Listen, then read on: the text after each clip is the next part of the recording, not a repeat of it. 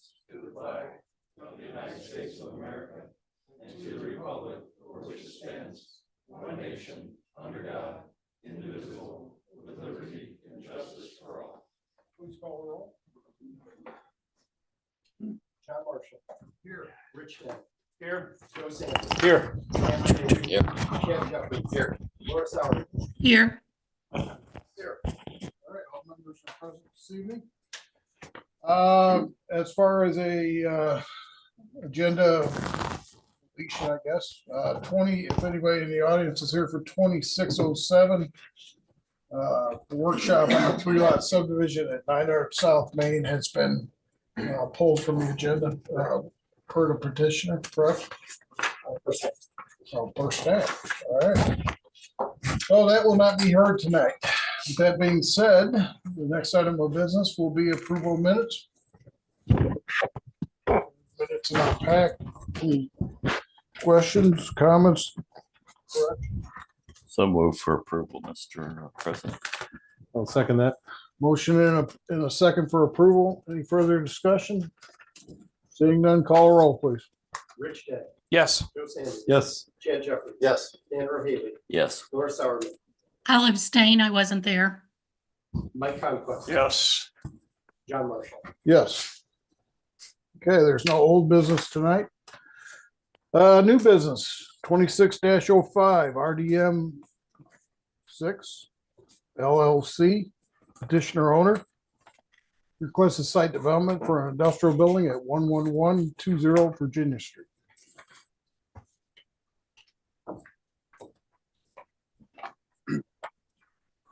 State your name and address for the record, please.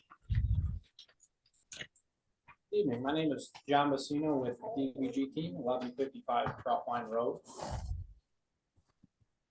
Tonight I'm representing the owner, Lon Morris of RDM6 LLC, regarding the proposed development of Lot 6 at 11120 Virginia Street within the Crown East Warehouses development.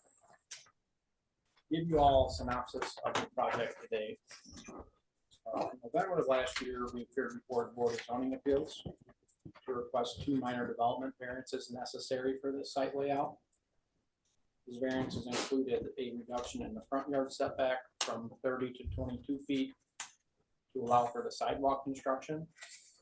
As mentioned in that meeting, the building still complies with that 30-foot setback. We also requested a 0-foot side and rear yard setback to accommodate the driveways and access drives and stay consistent with the overall development in Crown East. Those variances were approved at that PCA meeting in November. To provide context for the proposed building, we're presenting architectural elevations along with a street view image of the existing building located at 386 East 111th Court in Crown Point. That building is immediately adjacent to the Square Brewing. I'm sure you all know that. Tab. Go to the next one, please. Okay. So this building will serve kind of as a prototype for the proposed building on Lot 6.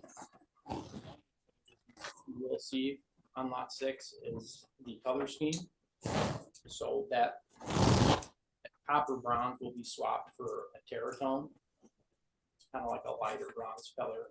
And then the other panels, which are a more of a brownish color, will be swapped for a patrician bronze, which is pretty similar to what you see there. So those are the only changes. We do have physical color samples here available if you guys would like to review those.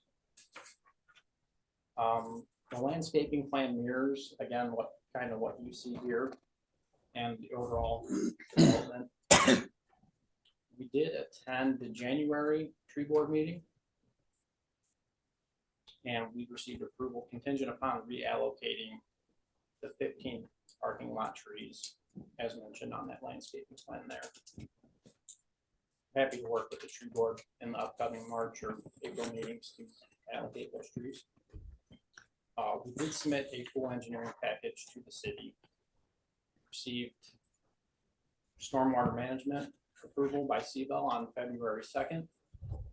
We've addressed all comments issued by city's planning, engineering, utilities, and public works departments.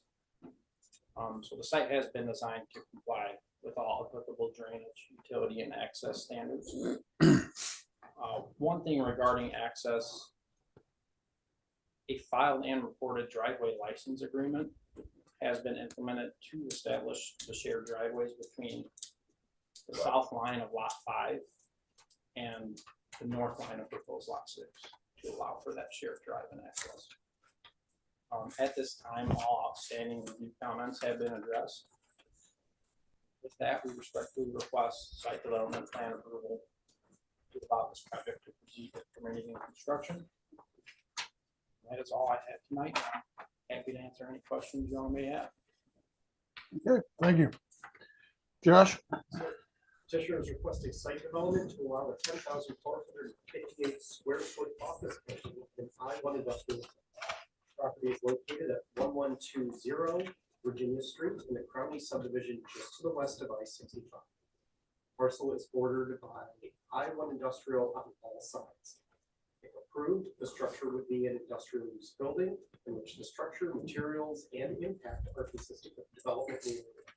Variances for encroachment of the front, side, and rear yard setbacks were granted by the Board of Zoning Appeals for Flatwood. The plans have been reviewed by engineering, fire, planning, public works, and utilities, and has received approval from all departments, including tree board. Petitioner was even allocating 15 of the 15 trees to the city of Crown Point to be used where needed. Planning department recommends approval of petition 2605. Okay, we'll bring it to the board for any questions or comments. Mr. Rohaley? On the drawing, it says dumpster enclosure, and I got my microscope out to say, by others. What is by others? What is it? That just means that DBG themselves doesn't spec what that's gonna be on our plans. Say again? So the DVG, as the engineer, doesn't specify like a detail for that, so that would be up to the architect. Oh, okay, so it's to be drawn at some later time Yeah, as to what it's gonna be. yeah, It'll be per code, all right? yeah.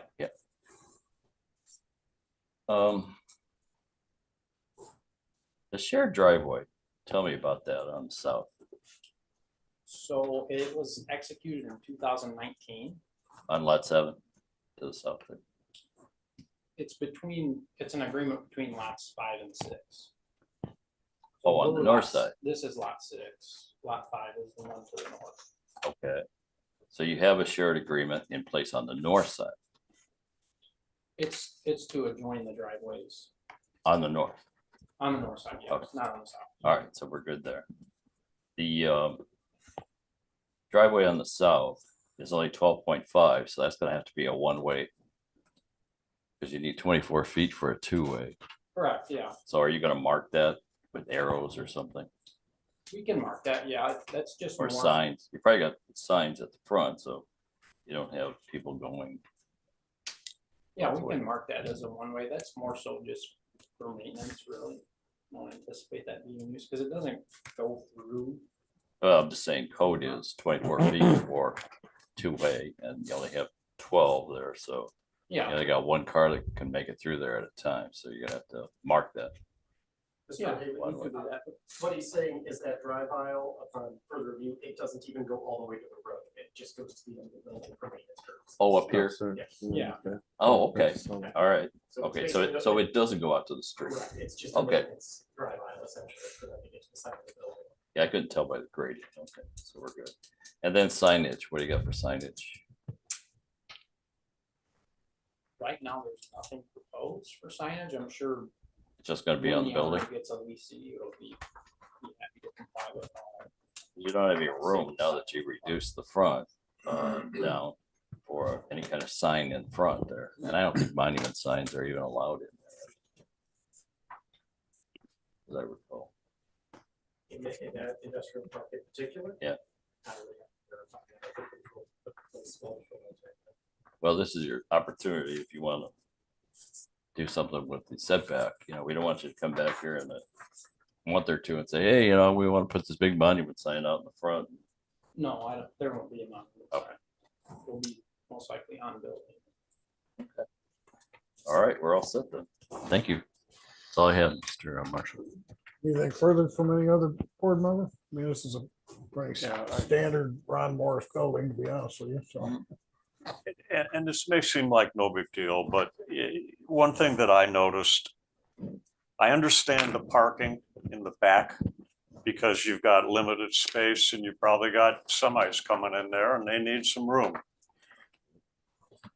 I find the handicap parking that far away from the building and darn near a football field away from the office, if they work in the office, it's darn near an oxymoron. I really think you should really do something with the handicap parking and get it closer to the building.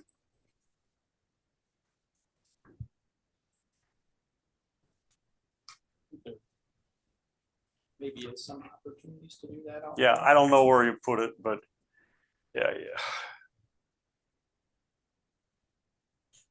Put it up at the end of the road that goes to nowhere. Yeah, the unused driveway.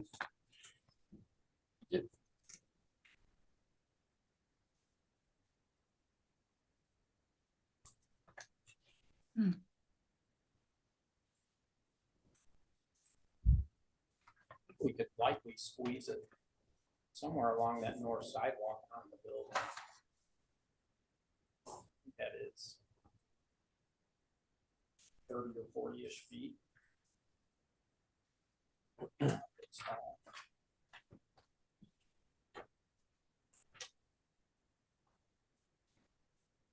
Yeah, I mean, if you can work it out with Josh, then, you know, I don't have a problem with this, but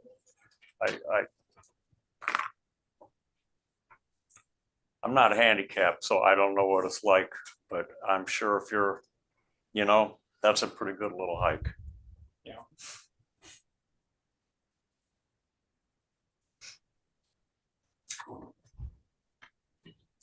We could work to get it at least somewhere along the building. Along that sidewalk that wraps. On the side.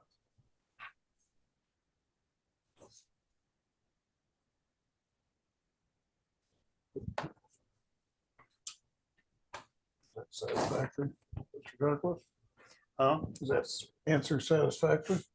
Yeah, again, I don't think it's worked out now. I mean, if I'm willing to pass it, pending they work that out, but, yeah, thank you. Anything further? Anything from any other member?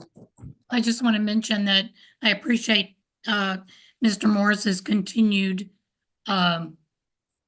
mitigation of the trees and things, the land. I know the tree board appreciates his desire to have good landscaping and to allow for better landscaping other places when he can't get all the trees in.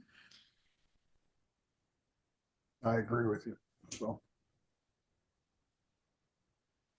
He's built a nice subdivision, a nice industrial built subdivision out there, so.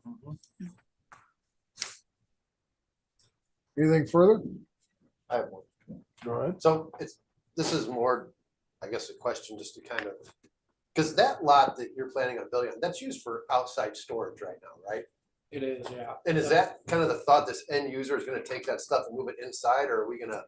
No, they're moving all that stuff outside. So it's used for, lot 5 is using it for storage. Okay. They're not using it because he wants to build a new building, obviously, so. So they're just gonna take their stuff and move it to a different location and build there. Yeah. And I agree, I think that the buildings look nice, I like that kind of copper look and brown one and all the landscaping on it, and the full masonry up front, so. Yeah, I think it'll be a nice addition to the park.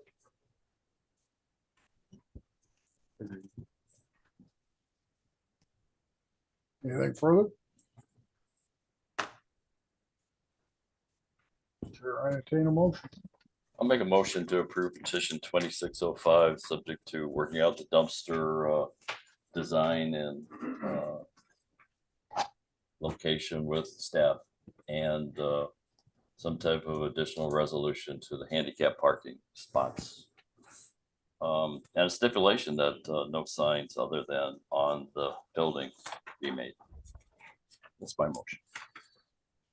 I'll second that. I have a motion and a second. Any further discussion? Hearing none, call a roll, please. Rich Day, Yes. Joe Sanders. Yes. Dan O'Hagan, Yes. Chad Jeffries. Yes. Laura Solomon, yes, Mike Conklin. Yes, John Marshall. Yes, approved 7-0. Thank you. Thank you. All right, next item of business, 26-06 Cap Development LLC petitioner owner requests change of zone. It's a public hearing from R1A residential to R2 residential at 13630 Grant Street. So before we get started here, I'm sure this will be a very active discussion on this rezoning. I know we have several people in the audience that want to give their opinion also and have questions. So this is only on the rezoning. This isn't on infrastructure, traffic studies, capacity at the sewer plant. This is on a rezone. Does this rezone fit the character of this property? Is that about it, Josh? Okay. So with that being said, anybody in the audience will have a chance to ask questions or comment on this in the public hearing portion of this meeting. So please go ahead, state your name and address for the record. Sure, thank you, Mr. Marshall. Very well said in terms of what we're here to undertake and consider this evening. My name is Jeff Van. I am representing Cap Dev LLC, the landowner at 10769 Broadway here in Crown Point. I passed out to you a PowerPoint presentation in paper, and on the screen is what you have in front of you. And so we're going to go through that this evening. Again, my name is Jeff Van, and I'm also representing the DBG team. We are the project's civil engineer and surveying company. Tonight, I'm here also joined by Eric Friedman. Eric is representing Pulte Group and Pulte Homes out of their Illinois division in the suburbs of Chicago. They will be the actual site developer individuals who will be building the roads and all the utilities and also the homes. And the homes will be following their standard product types that they have built in many locations around. A little bit of history on this particular site. I personally was in front of the city council in 2022 multiple times with Attorney Jim Weezer, representing the parcel that Preserve Point, the development that we're going to talk about tonight, is contained within. This property was annexed into the city in 2022. The site annexation area totaled 268 acres, and by state statute and city ordinance, this property came in as R1A, the least dense single-family residential zoning district. It was proposed at the time in 2022 as a mixed intergenerational residential housing neighborhood with all single-family homes. No attached homes were part of this. There were a variety of homes. There were cottage-style homes that contained 200 lots in the plan that was presented to the city council at that time. That were cottage-style homes, 200 lots. Meadow homes were 184 lots, and estate homes there were 222 lots. So total lot count was 606 homes. So if you can go to the next slide. Specifically, the annexation plan had the cottage homes were defined as homes on lots that were 52 feet in width. The meadow homes were with lots 70 feet in width, and the estate homes were 80 feet in width. This property, as it's being developed now 4 years later, is being developed by two developers. One local developer who you've seen and that was done before you on the northern acreage. That would be about 60 acres or so. That's Diamond Peak Homes, who were proposing the Capstone development, which is 80 foot wide lots classified as estate homes as well. The cottage homes during the annexation presentation were valued on average at $390,000. The meadow homes were average assessed value at $415,000, and the estate homes, both in the Preserve Point development and also the Capstone development, were both at that time during the annexation valued at $490,000. When we went through the zoning, when we went through the annexation process, the city, as is required by statute, needs to do a fiscal plan. What is the fiscal impact of the proposed annexation? And your financial consultant, Financial Solutions Group, FSG, worked with us. We provided them the data that they evaluated the costs to service the 606 lots that I just went through, and then compared that to the amount of revenue and taxes that were going to be generated. And the fiscal plan found that there would be more revenue generated than expenses to take care of the neighborhood. That would be taking care of addressing streets, fire, police, parks. All those expenses were analyzed compared to the revenue generated by property taxes. This is a snapshot from the actual questionnaire that was evaluated by FSG in establishing the values here. And the per unit values, as I just went through in the slide before, when you looked at the total 606 lots, the total estimated construction cost that was valued in assessed valuation was over $263,140,000.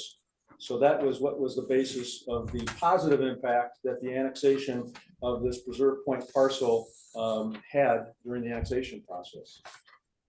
So now 4 years later, we're starting to go through the development. And as I indicated, Capstone, the single family home, the estate homes north of this proposed R2 change of zone parcel called Preserve Point, they've been in before you, and now we're coming before you on the remaining 198 acres. This property that you're considering for the rezone, its north boundary, is the existing Alicia Estate subdivision and the proposed Capstone neighborhood. The east boundary entirely is State Road 55. The south boundary is entirely 141st Avenue, and the west boundary is the existing Gallery subdivision and also a single rural residential home. The topography of the site generally falls in elevation from highest ground elevations of 767 to 770 feet above sea level on the north and west sides of the site, and with elevations of 754 to 758 on the south central side of the property. Generally, the stormwater runoff flows from the north and west sides of the site to the south. So we are currently going through the site planning process for the Preserve Point project, but I wanted to make sure you had an understanding of the basis and why we are asking for the R2 zone. The site area, as I indicated, totals 198.94 acres. The current zoning is R1A, single family, and our project is proposed as it was proposed during the annexation 4 years ago as a mixed intergenerational residential single family housing neighborhood. There are contained within our site plan 84 cottage home lots, and those cottage home lots, you should understand and recognize, these are going to be age restricted. You can't be younger than 55 years old. So anybody that's 54 years old can't buy a house here.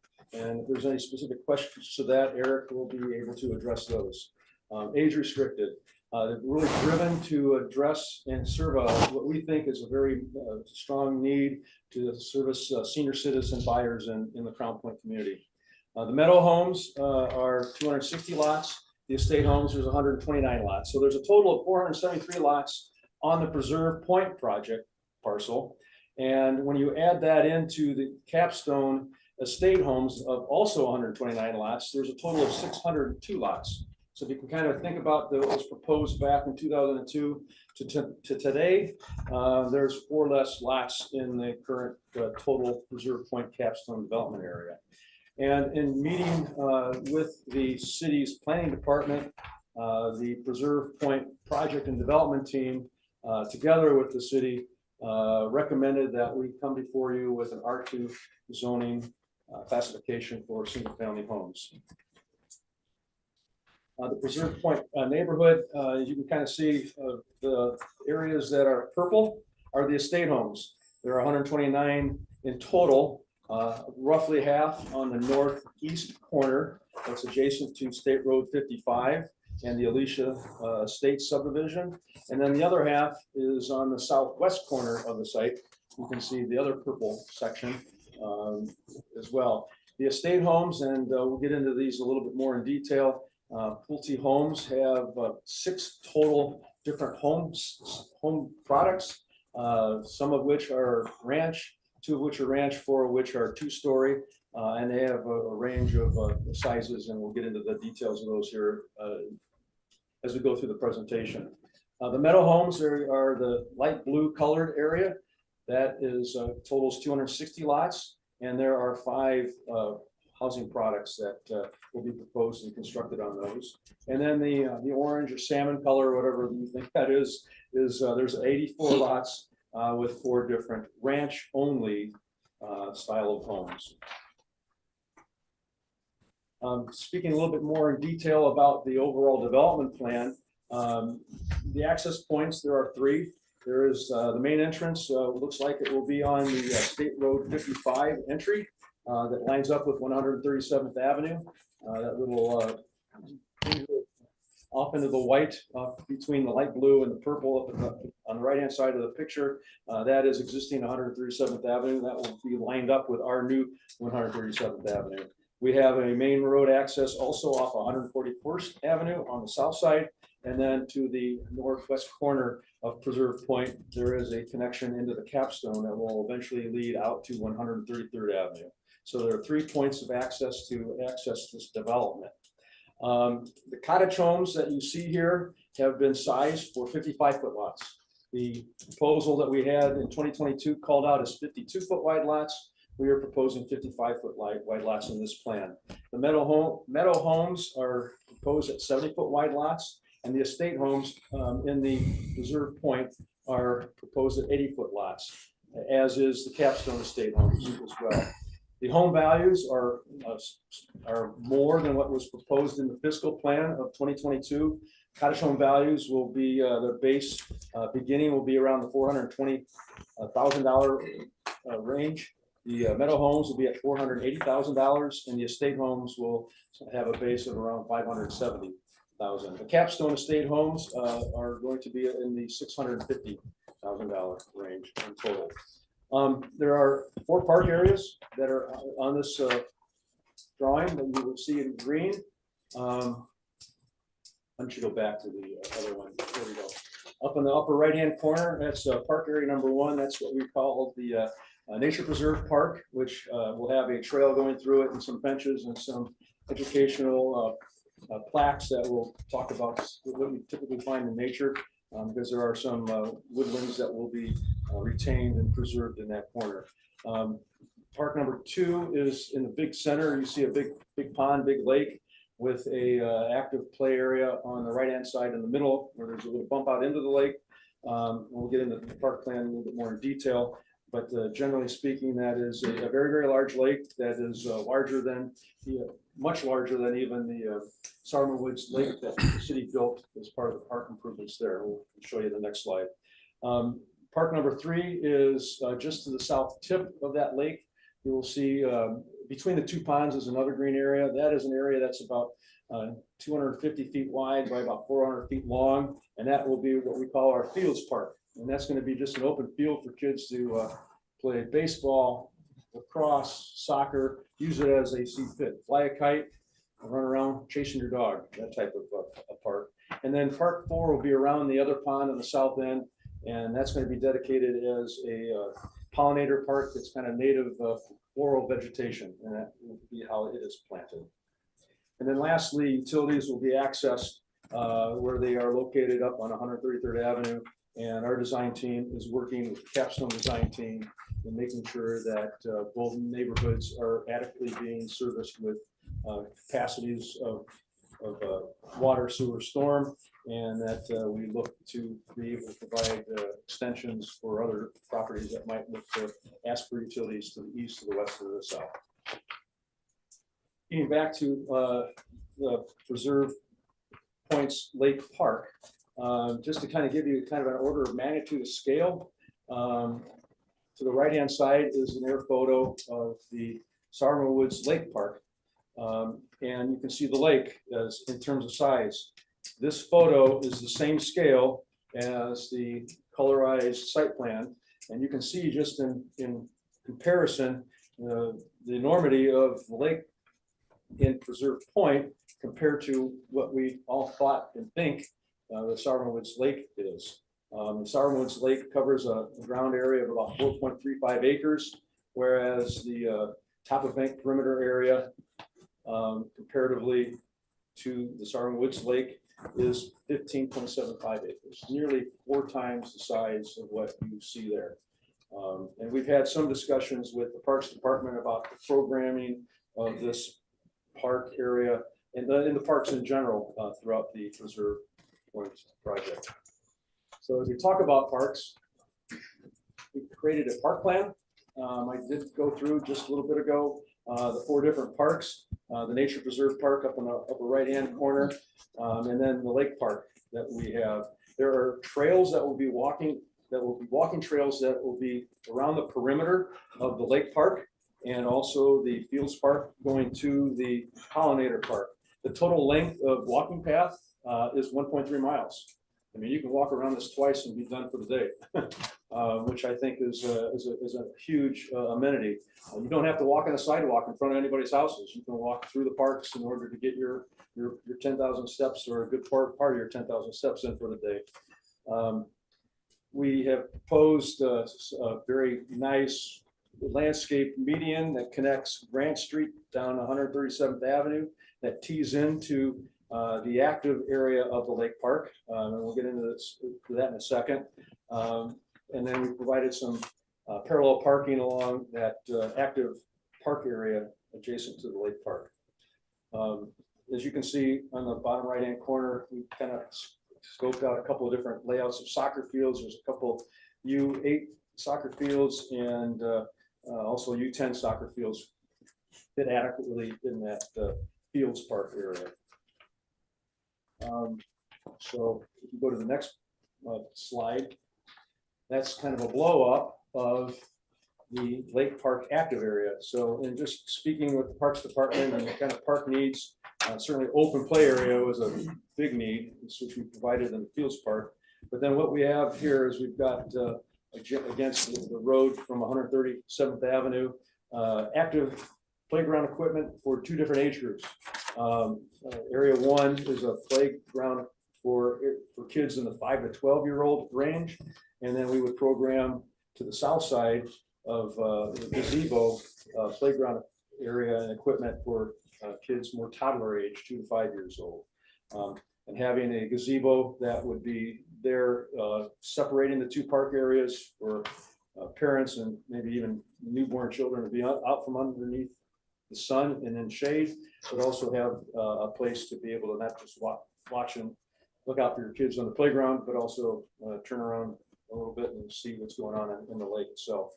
One thing I did not talk about is I remind myself, Ben, if you can go backwards one, part of the lake park is a fishing platform on the west side that will have a finger that would bring you to the Meadows area and also the cottage home area.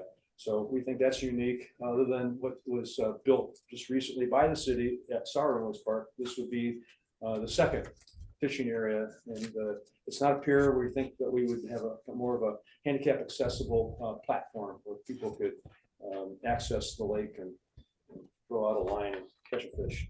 So you can go back to the other one. And you can see some just examples of kind of a square type pavilion and then some different kinds of a playground. And then of course, we would work with the city and understand that New Toys is the preferred provider of playground equipment throughout the city for lots of different reasons. Go to the next slide. So what we did is kind of looking at the R2 zoning district as it compares to the R1 zoning district. And this is from your zoning code on the different development standards. So you can see all the different development standard types, the minimum lot size on the left, minimum lot width on a corner lot, et cetera, and looking at R1 compared to R2. And then the 3 right columns are the land uses, the proposed building product types and development types in the Preserve Point project. So when we look at the minimum lot width that we're going to have, you can see at the second row on the cottage homes, we have a lot width of 55 that we're proposing. And then under meadow homes, we have 70-foot wide lots. And then under estate homes, we have 80-foot wide lots. In the R2 zone, as is in the R1 zone, minimum lot width is the same, 80 feet. But again, when we look at trying to provide an intergenerational neighborhood where we have different housing types, and it's not just one monotonous of development of 80-foot lots over and over again with the same kind of home. You know, the idea and the inspiration and vision of this project is to create intergenerational development. So you have different age groups scattered throughout the neighborhood. So by the 55 and 70-foot wide is in red is because it does not meet the minimum. So I'm highlighting that these are the things that don't meet the minimum in the R2 zone. These are as compared to the R2 zone. But if you look at as compared to the R2 zone minimum lot size, although the width may not meet it, the size does, as does the meadow homes. So everything is the same. And what we are also proposing is that instead of going to a 5-foot minimum side yard setback for both sides for a cottage home or a meadow home, we are saying we're committing to make sure that the side yards meet the R1 side yard setback, where it would be 5-foot minimum on one side, 10 foot on the other, or a total of 15. And if they wanted to split it in half, it could be 7.5 and 7.5. So what we're proposing for Preserve Point is the side yard setbacks to be equal to what the R1. And that's how we've sized the lots accordingly, and the housing products that go along with. And then when you look at the minimum building floor areas, the minimums in the 2 zoning districts, 1,300 and 960 feet. The first floor sizes that are the minimum sizes on the many products that are being proposed, we far exceed the minimum floor areas for both the R1 and the R2 zoning district. And then when we get to 2-story housing products, the R1 and the R2 zoning districts are less than what is being proposed in both the meadow home and the estate home for the smallest 2-story unit. The reason I have not applicable for the Preserve Point cottage home column is because there are no 2-story units or no 2-story products in the cottage home. They are all ranch style homes. So yeah, there we go. What I did is I kind of took a look at the plan that we are proposing now, compared it to what the annexation plans were provided and that the fiscal plan was based on. The cottage style homes were proposed at 52. We are now proposing 55-foot wide lots for the cottage style homes. And at the time of the zoning or the annexation, we were proposing 200 of those 52-foot wide lots. Now we're only proposing 84 of 55-foot wide lots. The meadow homes, 70-foot wide lots, we had 184 of those. We are raised that to 260 for 70-foot wide lots. And for the estate homes, which includes both Preserve Point and Capstone, there were a total of 222 proposed. We've increased that to 258 in the entirety of this Preserve Point Capstone area. So that being said, you can see the equations down below where the total home values have increased. You can see the cottage home proposal in 2022 value 390 to 420, and you can see the meadow home and the estate homes how they increased a good amount. So that all goes from 263,140,000 to $307 million. So a total of $44 million of increase based on the plan we have, even though we've reduced the number of units from 606 to 602, which is a positive thing. So again, you heard this in the workshop a couple months ago when Eric was here before you, talking about the different product matrices that Pulte Homes has. And the cottage series are 4 different styles, but within those 4 different styles, there is many different color combinations, many different facades and elevations, and a lot of different options that floor plans could be created. The same holds true for the Meadows series, where you have 5 different housing products, 2 of which are ranches, 3 of which are 2-story. And then on the estate series, there are 6 types of home styles, 2 of which are ranches and 4 of which are 2 stories. And with the variety of square footages based on the different options that buyers have, whether they put an addition on the 2nd floor, 1st floor, or something over the garage or not, those are all the different varieties that go into it. And I think what was interesting to know what Pulte does is they make sure that one house that has been chosen, that same chosen house can't be next door. There needs to be, there's a spreading of the different kinds of styles and colors. And so no elevation will look the same next door. And if we go to the next couple of slides, this is just the sample cottage elevations. And again, can't over stress and overstate the multiple elevation and floor plan options that are within the Pulte home housing product portfolio. And then if you go to the next one, some sample elevations of the Meadow home series. And then go to the next one, the estate elevations, which again, you see 2 stories, and then there is a ranch alternative in the estate housing products. One thing I want you to note, because the next slide is about the Willwood. So if you look at the Willwood down below, go back if you don't mind. There you go, the Willwood, the lower right-hand side. Going back to the issues of how there is such a variety of choices that buyers have, and Pulte has as builders. Go to the next slide. This is the Willwood. This is the same base floor plan with different elevations, different options that make the Willwood look different. And this is 6 examples, I think, that are very interesting to see. It does not look like the same 2-story house to me, but it is. And then I think as we look at what this commission has done over quite a number of years, we've been open to look at how housing buyers have changed and how building products have changed. Today, buyers are different than they were even a year ago. Buyers' lifestyle and affordability choices have driven a lot of new housing products, and you have approved many of those. And I've got a couple I just wanted to highlight that kind of underscores the variety and the need for a lot of us to have different housing choices. This is the Golden Meadows subdivision, a small neighborhood right at the southwest corner of Burrell Drive, 125th Avenue and Court Street. Homes are being built here, but these are pretty much primarily all 70-foot wide lots.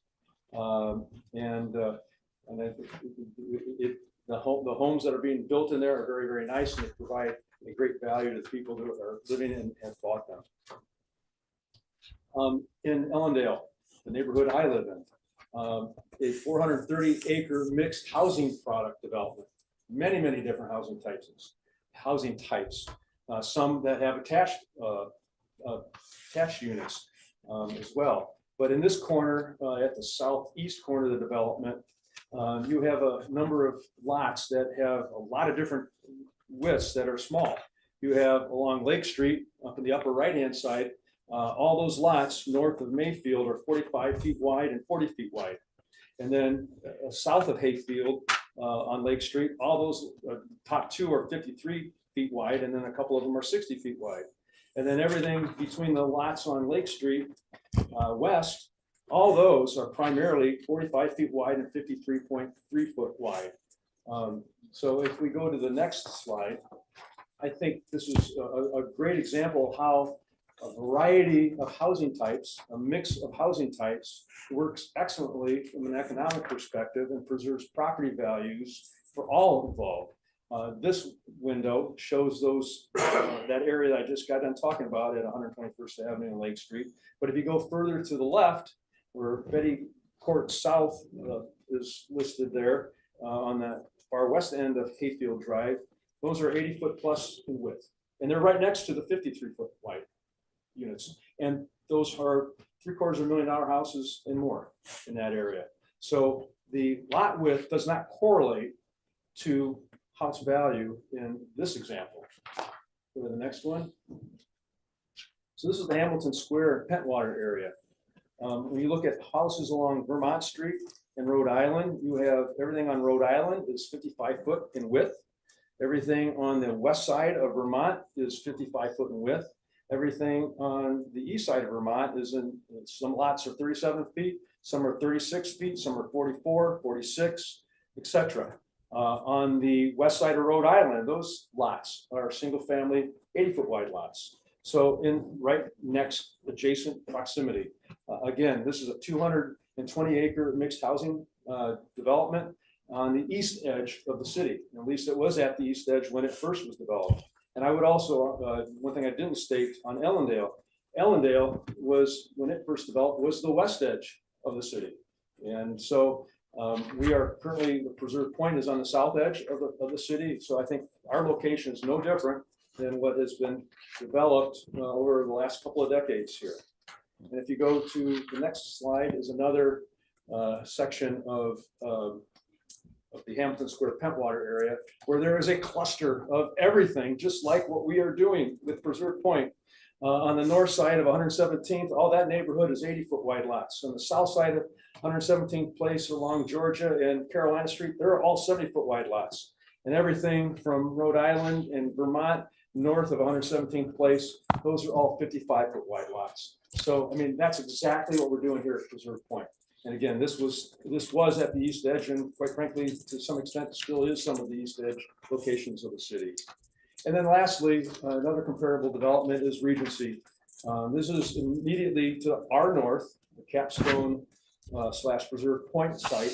All those lots that you see along the blue line on the south side of 132nd Place, and I will qualify anything that's got a curve on it is different because of just the way curves make things look at. But the width, on average, the majority of these houses, single-family homes, are 51 foot.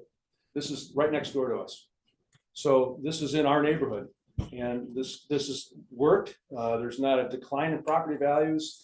Everything that's north of this area are a little bit larger size lots, and they're 80-foot wide lots and 70-foot wide lots, just like I just referenced in the Ellendale Farm neighborhood and the Hamilton Square Pentwater location. And again, this is the south edge of the city. And as we look at the city's comprehensive plan, you can see highlighted in the little green rectangle, that's our Preserve Point development area. And it is underneath it, a yellow area that is highlighted and called out as single family. And that's what we are proposing in the Preserve Point area, single family, all detached, nothing is attached. So out of the city's comprehensive plan document, there are many future land use goals, objectives, and strategies that have been identified and have been adopted by this board as well as the city council. And what I've highlighted in the red ovals are those things in the residential land use identification that are applicable to Preserve Point. Number one, provide well-maintained neighborhoods. We believe what we proposed is just that. Encourage high-quality, well-designed developments featuring a wide variety of housing products. We've done that. We've got 3 different housing products with a variety of subsets within each one of those 3 neighborhoods that we have defined. Encourage affordable senior housing. We've dedicated an area as age-directed. Only senior citizens are allowed to live there. So we've done that. Another item in the strategy is encourage new housing products such as cluster housing, row homes, and condominiums in strategic locations. I would say that we are providing new housing products in the proposal that we have in front of you. Encourage or require developers to set aside neighborhood parks and play lots for local residents. Within our plan, we just demonstrated, I believe, we provided a large area of parks and recreation for the new residents in this neighborhood. And encourage high quality site planning for subdivisions to create interconnected pedestrian oriented neighborhoods centered on open space parks and schools. As I indicated, we have over 1.3 miles of walking trail just around the parks, not even including any of the sidewalks that are in the public right of way. And then highlighted and continue highlighting goals and objectives, expand housing options for elderly, young professionals, and families. That's exactly what this is doing. The reason we're providing the variety of housing is so that seniors can be in the cottage areas, that young families with young children can be in the meadow homes, and then experienced home buyers with older children would be able to be in the estate homes. So we've created housing diversity in large master plan communities. This is a large master plan community. 198 acres in Preserve Point, 268 when you add Capstone. Mixed of single-family lot sizes and townhomes. And they make reference to the old village subdivision, which I believe is also in the Allendale neighborhood. Encourage affordable senior housing and allow we're not doing that. Enhance walkability within residential developments and connectivity to major institutions, schools, YMCA's, parks.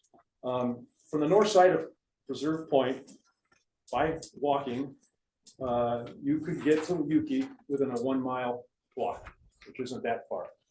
From the north side of the Preserve Point project, you can walk 1 mile to get to the south side with Crown Point High School athletic area. And if you really wanted to get a little more exercise, it's 1.7 miles to the YMCA.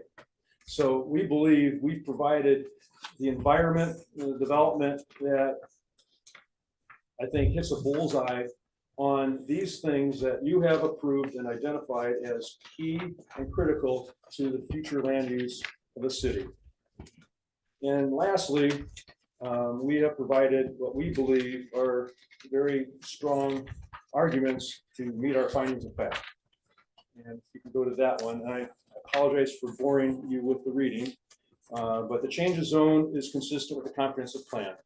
The current City of Crown Point comprehensive plan identifies the Preserve Point parcel as single-family residential with a goal to develop attractive, safe residential neighborhoods and enhance the overall character of the city. Additionally, the comprehensive plan lists objectives to encourage high-quality, well-designed developments featuring a wide variety of housing products, encourage affordable senior housing, and expand residential opportunities in or near downtown, major commercial areas, and areas with high accessibility to transportation. The Preserve Point development proposes 3 different types of single-family housing neighborhoods with multiple housing products to attract seniors in the age-restricted cottage home neighborhood to appeal to first and second time home buyers in the Meadows neighborhood and to invite experienced home buyers in the Estates neighborhood. The mix of housing types is intended to create an intergenerational population within the overall neighborhood and adds to the economy and purchasing power from the new residents or existing Crown Point businesses. Additionally, the Preserve Point parcel is located adjacent to Indiana State Road 55 that has arterial connections to Interstate 65 via the State Road 2 and 231 interchanges. Thus, the Preserve Point change of zone is consistent with the comprehensive plan. The change of zone is consistent with the current condition, character of current structures and uses in the district. Preserve Point parcel is located generally in the southwest quadrant of 133rd Avenue and State Road 55. It's approximately 1,300 feet south of the intersection. The Alicia Estates single-family subdivision is adjacent to the Preserve Point north boundary. State Road 55 is adjacent to the Preserve Point east boundary, 141st Avenue to the south boundary, and a rural residential home in the Galleries neighborhood is adjacent to the Preserve Point west boundary. Preserve Point is proposed as a single-family neighborhood containing 3 distinct and unique housing product neighborhoods that will attract an intergenerational population. The housing product that will be occupied by residents and families will be consistent with the style, character, and value of the adjacent residential properties. Additionally, the topography and soil conditions of the parcel is sufficient to develop a single-family residential neighborhood. The parcel has been in an agricultural use for many decades and is generally well drained to farm tiles and through existing drainage ditches on the property. The topographic conditions drain the property generally from north and the west to the south central areas, adjacent to 141st. The soil types on the parcel are generally fine grained, very tight clay that provides sufficient bearing capacity for single family home construction. Thus, the change of zone is consistent with the current conditions, the character, structures, and use in the district. Third, the change of zone is most desirable use for which the land in each district is adapted.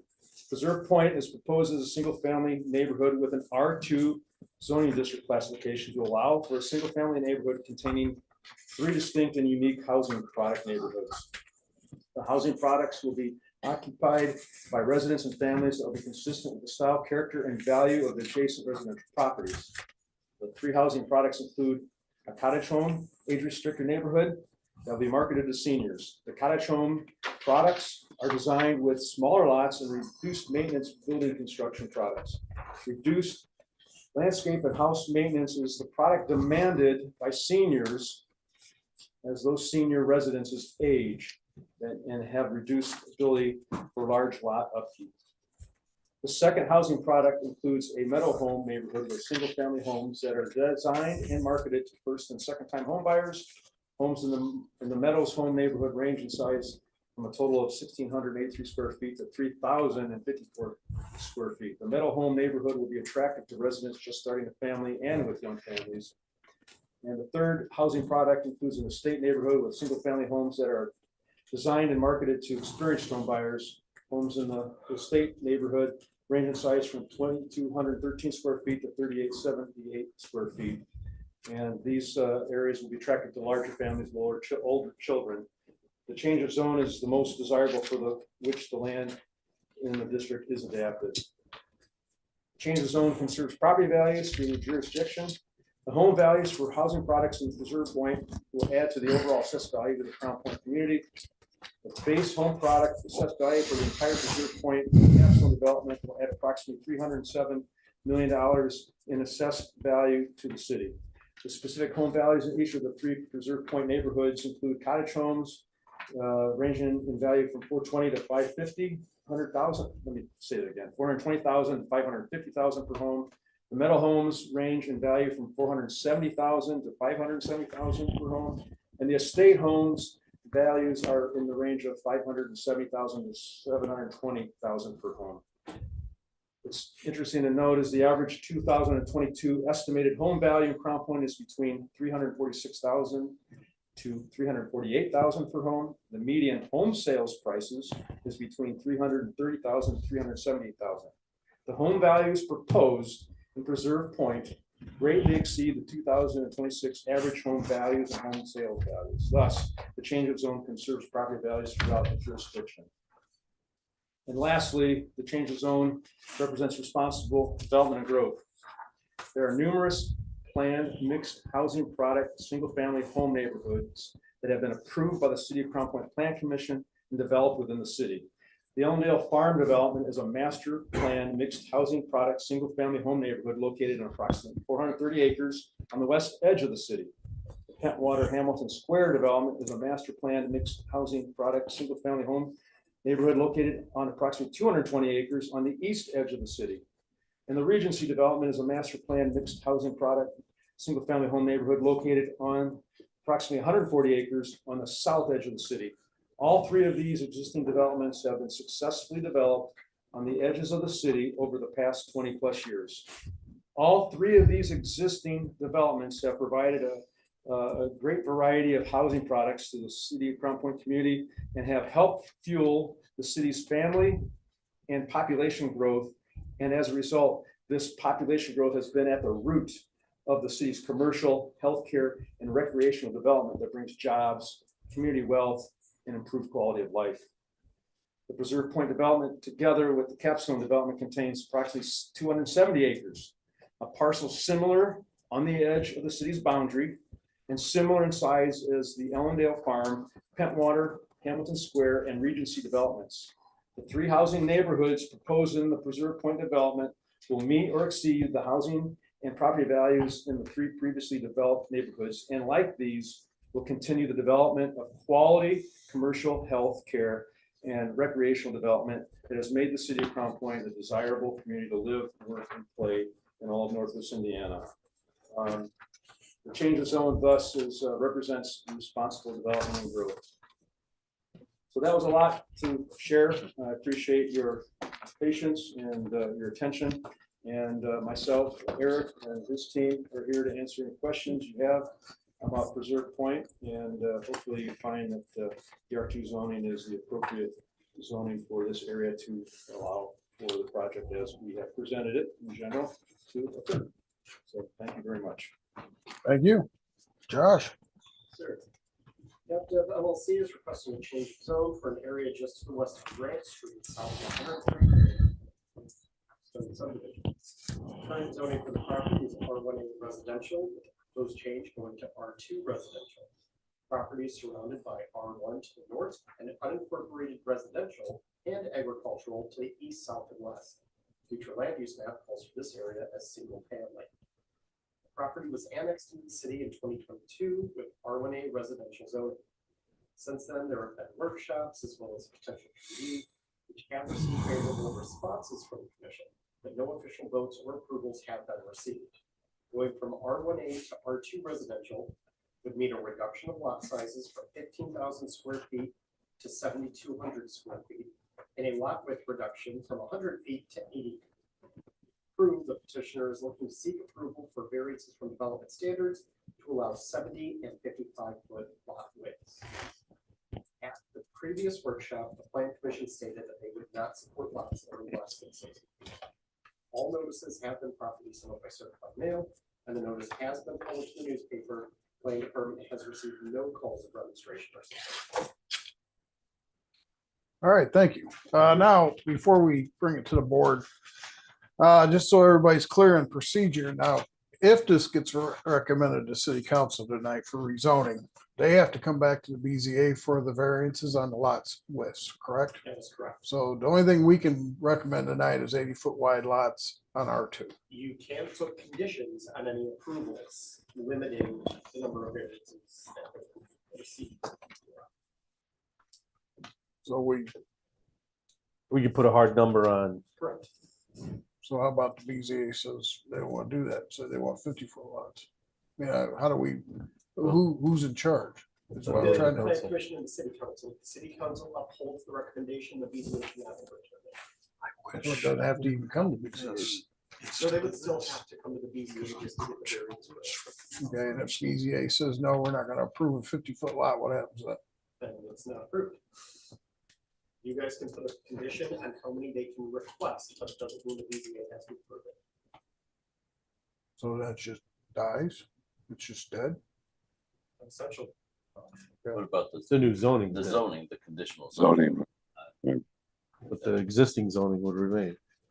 Correct? 1A. The zoning to R2 would still be the straight zoning for it. It just means they would. Whatever R2 is, What's that? whatever R2 is, that's what it is. Which is 80-foot lots with 7,200 square feet. Correct. Okay.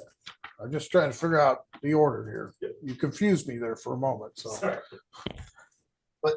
With that being said, they're proposing, right, as part of their plan for it to be larger than that.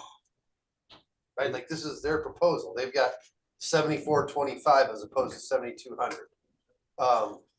Like 9450 for the meadow home. So if we give an approval on this, I don't think that we can let that revert back to a lesser than what they're proposing in their own statements, correct?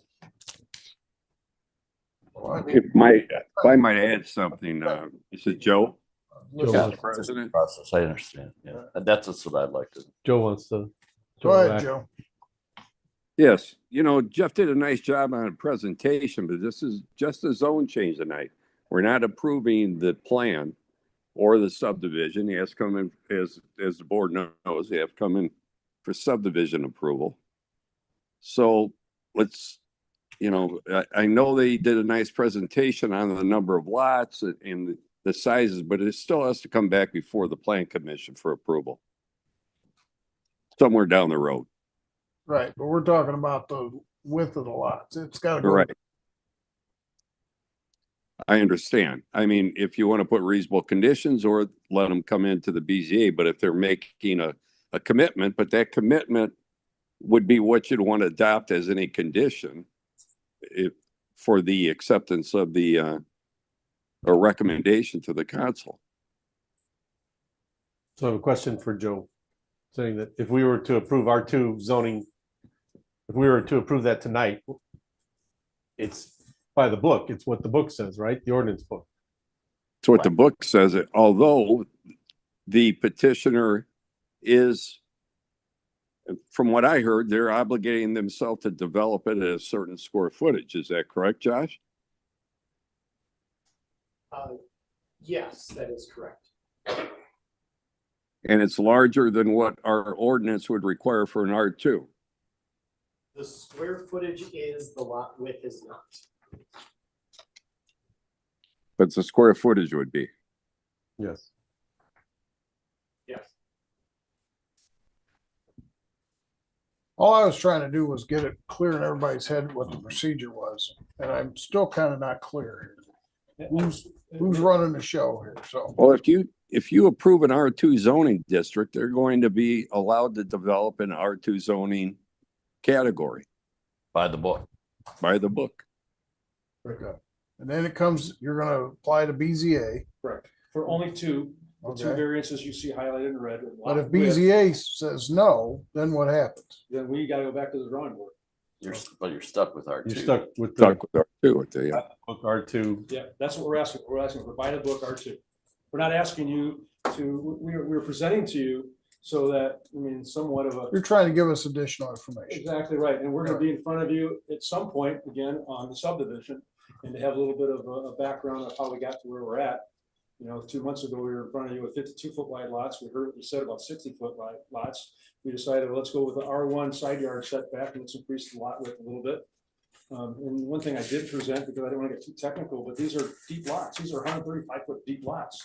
These are homes that, you know, I think the traditional suburban development is long houses, narrow depths. This is the exact opposite. Turn that house 90 degrees. And that's what this is. It's just, we're trying to conserve land. And in the case of the senior age directed, all of you have people that are senior citizens in your life that are getting older, and they're trying, housing changes as we grow older, and lifestyle changes. And in this 55 to 70, whatever is buying this product, they don't want to cut a grass. So, But they want to be part of a neighborhood that is a little bit larger too. I mean, again, I'm going to go back to the neighborhood I live in. There's lots of different housing products for a lot of different age groups. And that's what makes it great. now the We're not all the cottage, same kind of people. okay, now the cottage homes are maintenance included homes? 'Cause that's what you're kind of indicating. Yes. They don't want to cut grass. Correct. So there's gonna be a homeowners association that's gonna plow the snow, cut the grass, fix the gutters, clean the outside of windows, trim the bushes. Yeah, I don't know how level of detail, and whether the windows get cleaned or not, Yeah, about but the generally there's window an plates. association that does those kind of things.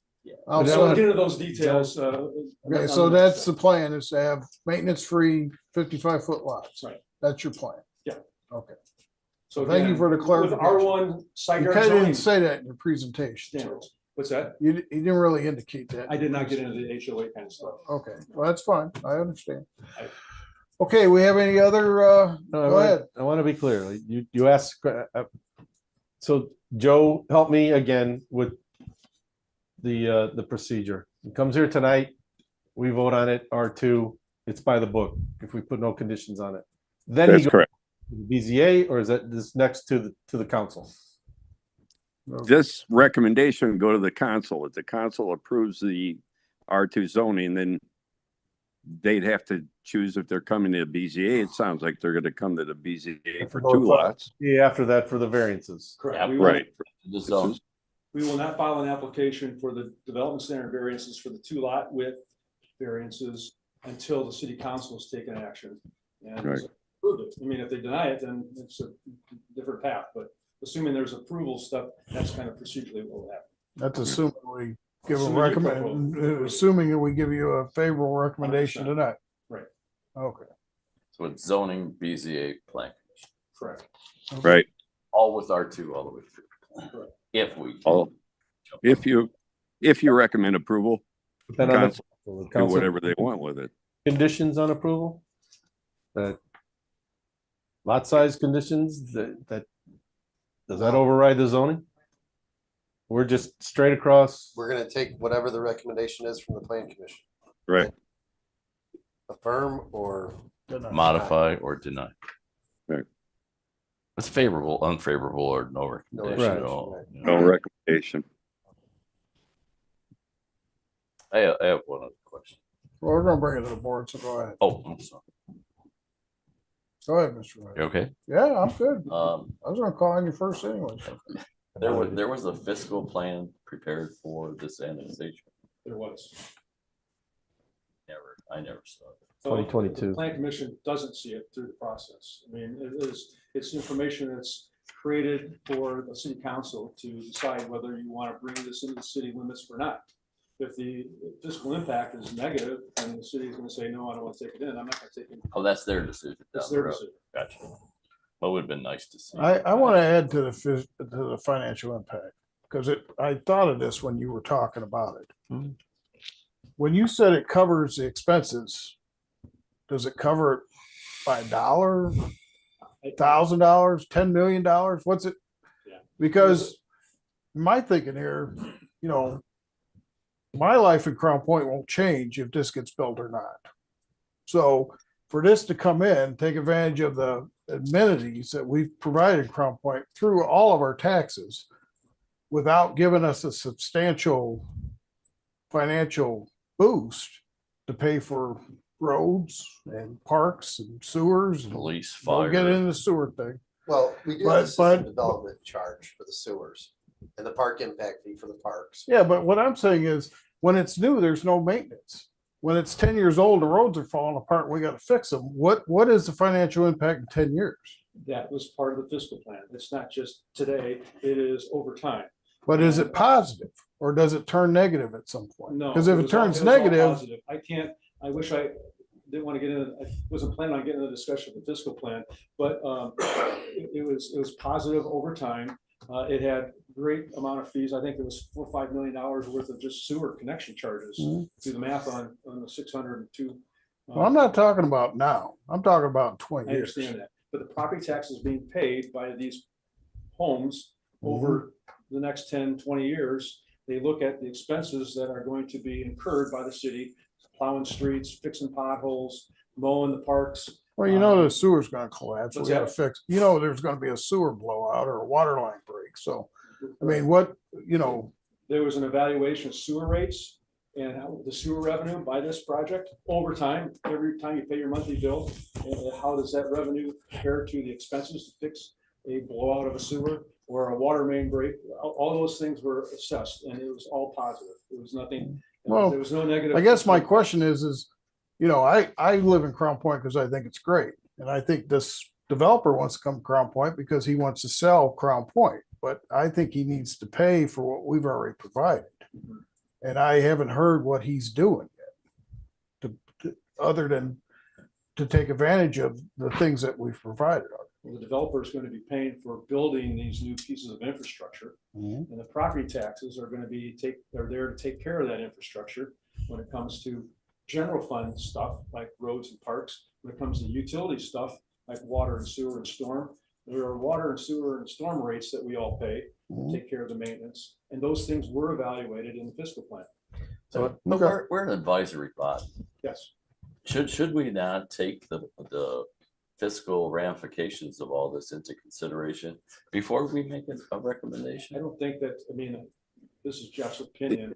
I think statutorily you're required Oh. to take a look at the zoning Oh, I ordinance. got you. And how does this work? And there's nothing fiscal that's in the zoning. Because we have to ordinance, stick to something the control. criteria of what the statute provides. Fiscal for, and body that's is the it. city council. That's who takes care of it. But in reality, I think it does make a difference. You know, don't you have to provide services within a certain period of time, 3-5 years or something? Doesn't the fiscal plan provide for that? We have to, here, guys, if you'd let me, the annexation is considered by the city council. They review a fiscal plan, which is extremely detailed.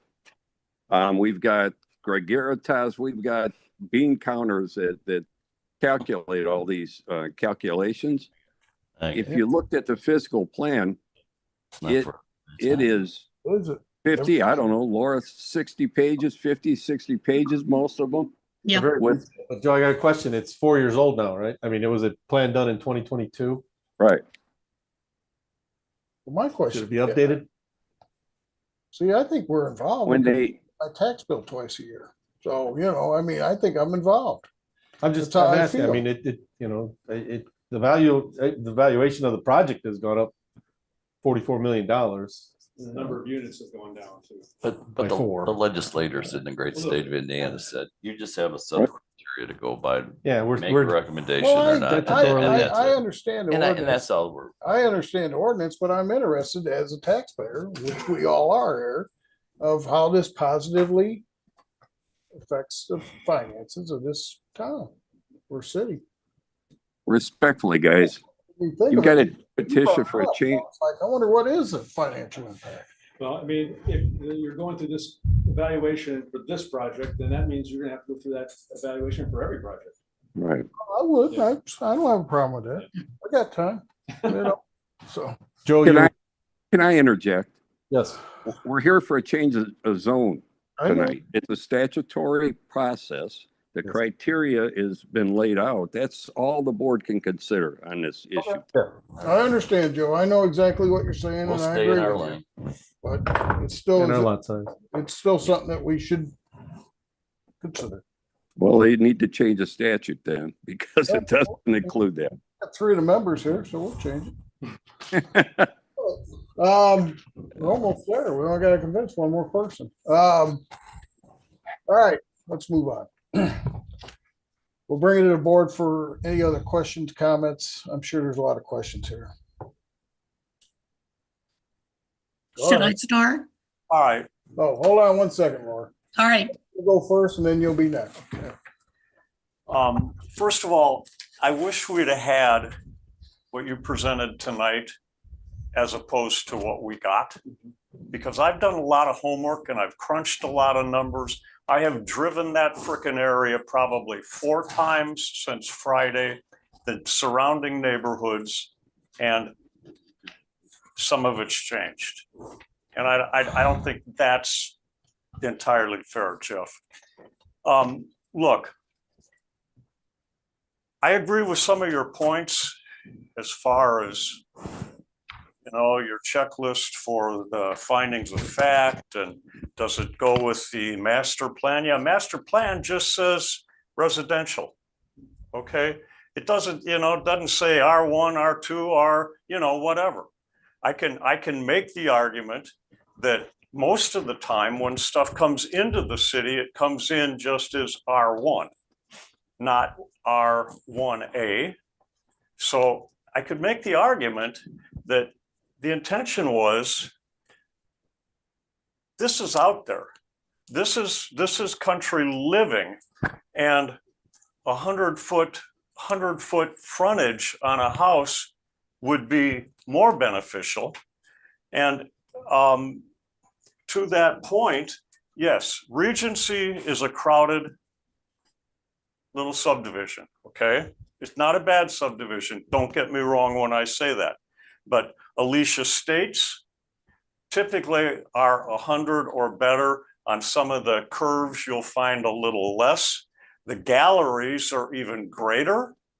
And then Kitty Corner to the north and to the east, South Point Estates are 100 or more. So you could, you know, to say that it fits the area, that's kind of subjective. I could argue it does not fit the area, okay? I think there's definitely, I did some studying on what are the advantages of high density housing. And one of the advantages is that it helps to create pedestrian zones. They talk about urban villages where people can live, and they live close enough to where they can walk to shop, walk to work. That's why a lot of this stuff says in or near downtown. Okay, this is not in or near downtown. You're 4.5 miles, maybe 5 from the 141st. And when you say it's a mile to the school, yeah, from those kids living right off 133rd, it's a mile. And actually, when I put it in on my phone and track it by walking, it's about 1.1 miles, and that's even going through the fields, the athletic fields. It's, if you live on the south end of that, you're going to add another mile. So that's a pretty good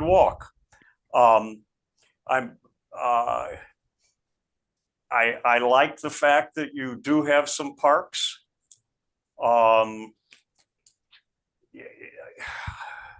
I was going to ask if you included your ponds in your recreational area. I mean, the one that allows fishing, I guess you can, if you're going to stock it and stuff like that, I guess you can.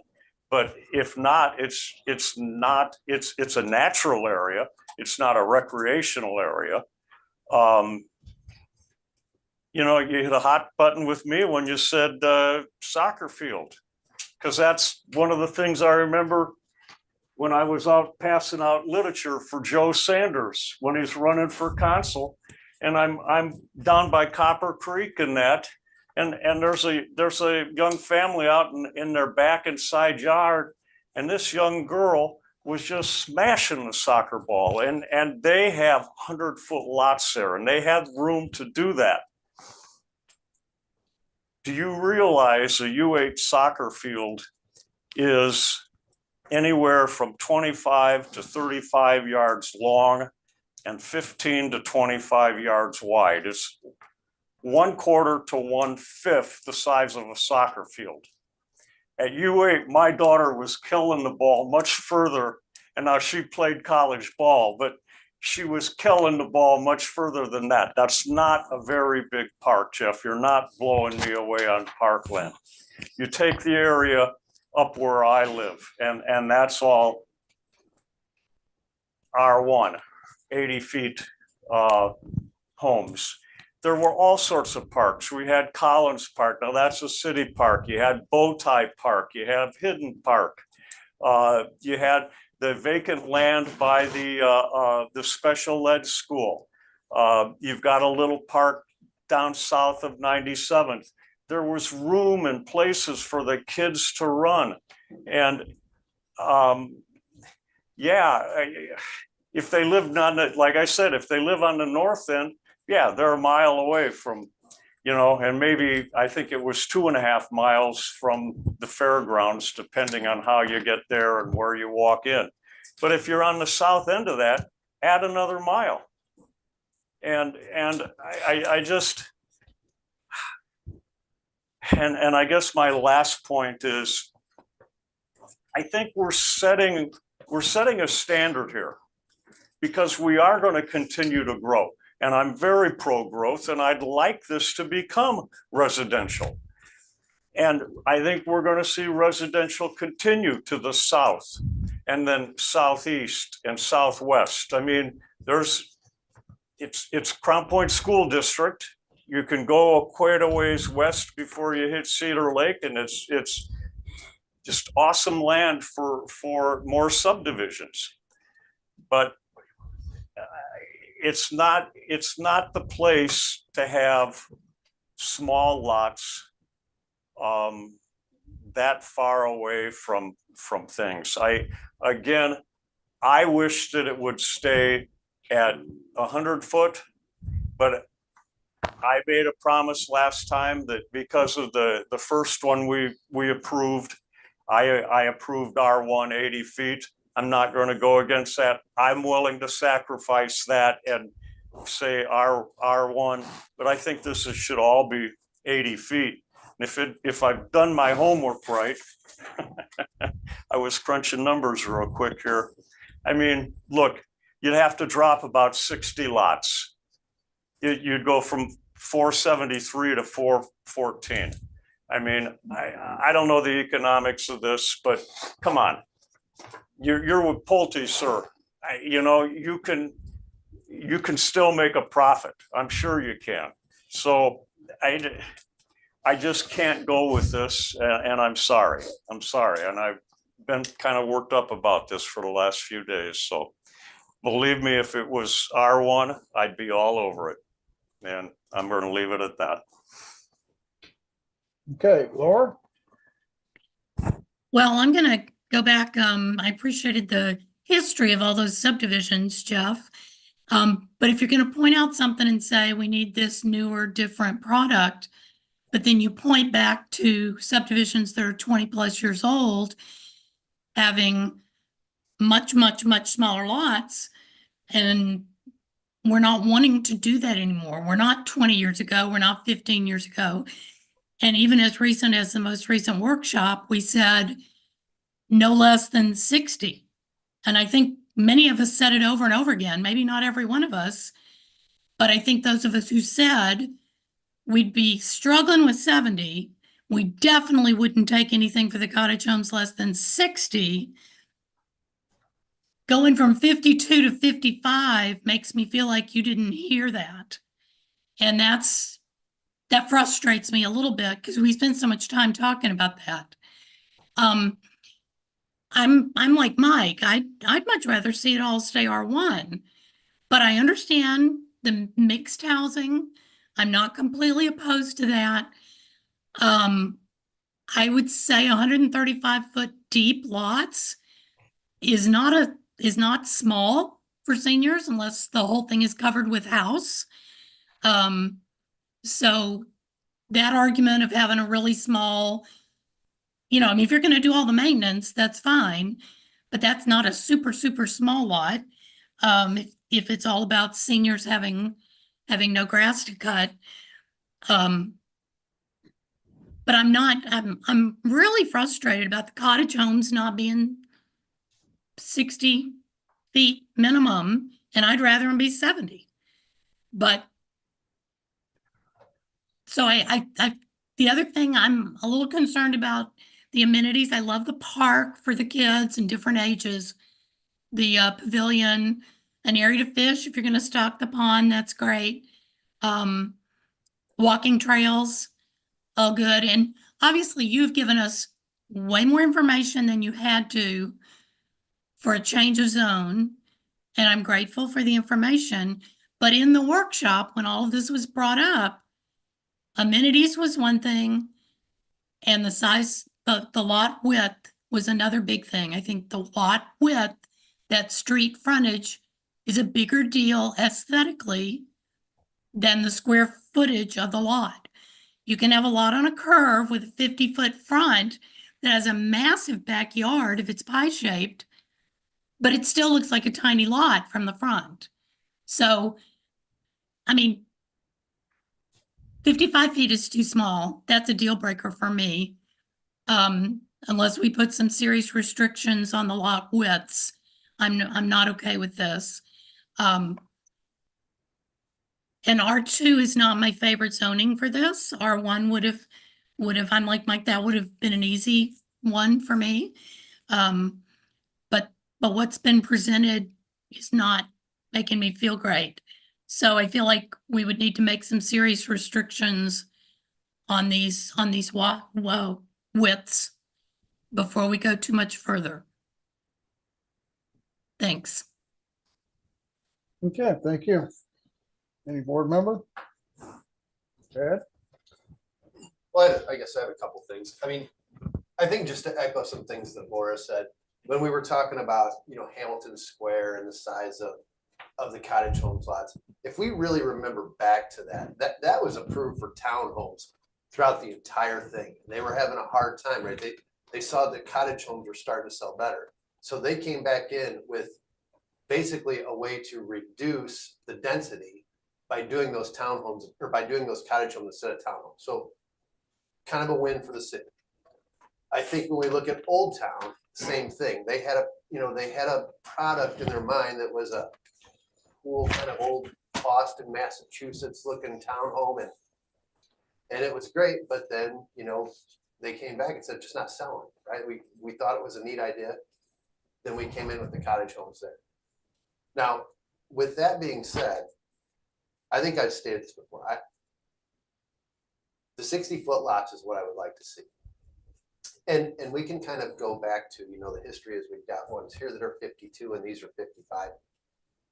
Sometimes everything is timing, because what we see is every developer is coming in here now, right? And I know we're case by case basis, but everybody wants to come in with, hey, we'd like to have 50-foot lots or 55-foot lots. And this is what we want to do for a major portion of our subdivision. And we've kind of had to take this stance on this. Not what we're looking for, right? We're not looking for every lot to be 52, 55-foot wide. Now, when I say that, I do like the aspect of this with the, 55 and older type of retired section of this, because I think that's something that Crown Point is in need of, right? Something that is maintenance free, that, it's restricted to that age group. I think that we probably could have done some adjustment of the numbers and made those lots 60.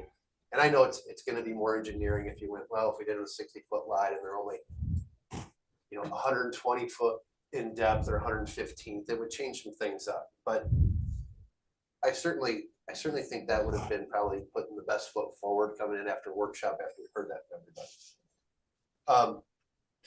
With that being said, I will tell you that I've said this before up here. I live on a narrow lot. I know we don't have big lots there. I like it because I'm not a big mower guy, right? I mean, I can mow my yard in like half an hour and I'm done. So the 70-foot wide lots, I don't have a problem with it. Right? I still think it's a big enough lot, 70 foot. You still got the 135-foot deep. I don't have a huge concern about that. I don't have a huge concern about the way this fits in with some of the, what I'm going to call unincorporated subdivisions, right? Because we're looking at lot sizes that we're not reflecting on having a well and a septic, so that they're not an acre and a half, right? We're getting city water and city sewer. It's the kind of give and the take of lot size and separating wells and septics, right? That's why we got to have acre and a half lots. So I think that the lot sizes for the area, once you start adding the city utilities into it, right, we're in an okay position with that. 80-foot lots, once again, I think that's probably pretty standard on what we have pretty much around the city. The R1A is a pretty new designation, but we did that, 5 years ago, I think? 22. 4 years. Yeah, close. So that's a relatively new designation, right? We expanded that. It was always just R1 before that. I could support R2, but I would really like to see, I'd like to see those cottage homes, senior livings. I'd like to get those up to 60. Like I said, we're just getting too many people in here, Jeff. And I mean, you're in here a lot. It's every subdivision comes in anymore. People, like every developer's we want 52 foot, we want 55 foot. And before we know it, I don't remember who brought it up, but it becomes the flavor of every single development that comes in. It goes, well, you did it for Cap development. Well, you did it for Lennar on this one. We did it. And it's not always taking the context of, we were looking at a 55 and older section of this. It's just that the fact that if it's going to be done once, it gets done all the time. Right. So I think that we got to set some sort of minimum of what we're going to go with as far as lot width. That sort of makes sense. Okay, thank you. Anybody else? Joe, are you out there? All right. Yes, I am. So if we were to say tonight with restrictions, that we would accept R2, but with restrictions, 60-foot lots. And it goes to the council. And the council votes yes on that with the restrictions of 60-foot lots. Can they go to the BZA and the BZA overturns it? And says, yeah, we'll give you your 50-foot lots or 55? Well, I think there would be a battle between the two boards at that point. I've never seen that happen, truthfully, Joe. Developmental, so I do not believe that the BZA would ever grant the variance if we've got a restriction of 60-foot lots. I would highly recommend that they wouldn't. I just wanted to be clear on that. but it doesn't go back to the council. It's a developmental, so that's us, BZA, and it stops there. So it wouldn't go back to the council for them to override. If the No. BZA says yes, it goes. If BZA says no, it don't go. I don't know how a BZA can approve a request if there's a restriction on the zoning classification. Thank you. I don't think legally it could happen. I haven't researched it. Off the top of my head, I don't think legally it could happen. Anything further? I have a question for Josh. I'm sorry, you have something? Yes, I was just gonna say, I agree with the points that both, Laura and Chad are making, and I think we've stated that in workshop and, the fact that you put the age restriction on the cottage, I think that's key. I think, like Chad had said, there's a need for that. And so, to have something like this, I think it needs to be well thought out, but I think the biggest part is the R1 size lots. And that's always been a thing that we've been kind of trying to push. We've got a lot of other options out there in the marketplace now. And, it'd be nice to see something lean more towards an R1. And if we need to make stipulations and that follows all the way through, then, I'm for that as well. Josh, what percentage, I know at one time we had and I don't know what it is, that's why I'm asking for your advice. How big is the park's gotta be based on the size of the subdivision? I did the calculation. It was around 6.25 acres. Okay, now is that including your lake? We are including the lake because. Is that the all lake is 17 an acres? Amenity, in our opinion. Yes. It has a trail, a walking trail around it. Uh-huh. It has fishing piers around it, and we anticipate having to plant a lot of vegetation along the side slopes. So to make it a little bit different than just a big wide open piece of So water. you're gonna So allow boats out there in 17 acres? you probably could, So it's going to be a 20-foot wide trail. not a 20-foot wide trail. Well, then I don't think that even counts as a trail. I mean, I'm looking at PUD stuff, but there's some rules here, I thought it was 10. I thought it was 10. What the city builds up and down the old railroad right away, all the public trails are, 10-foot wide. So I don't know where. So the question is, probably you're gonna let boats or you are gonna let boats? Haven't got into that level of analysis yet. I guess you asked me, could you? And So you're gonna put you probably could. If you're Are you gonna put a back boat out to- ramp in it then, or? Kayak in there yourself. you're gonna put a boat ramp in? John, you got a boat? Ramp in, no.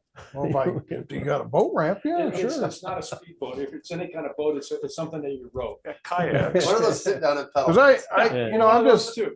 and I don't have kids, so I might not be qualified to make this assessment, but, seems like the parks are small for where the kids are, and, I hate to tell you, for this $307 million subdivision, we basically got a carport with 3 picnic tables under it. Seems like we could do, and you're calling that a pavilion.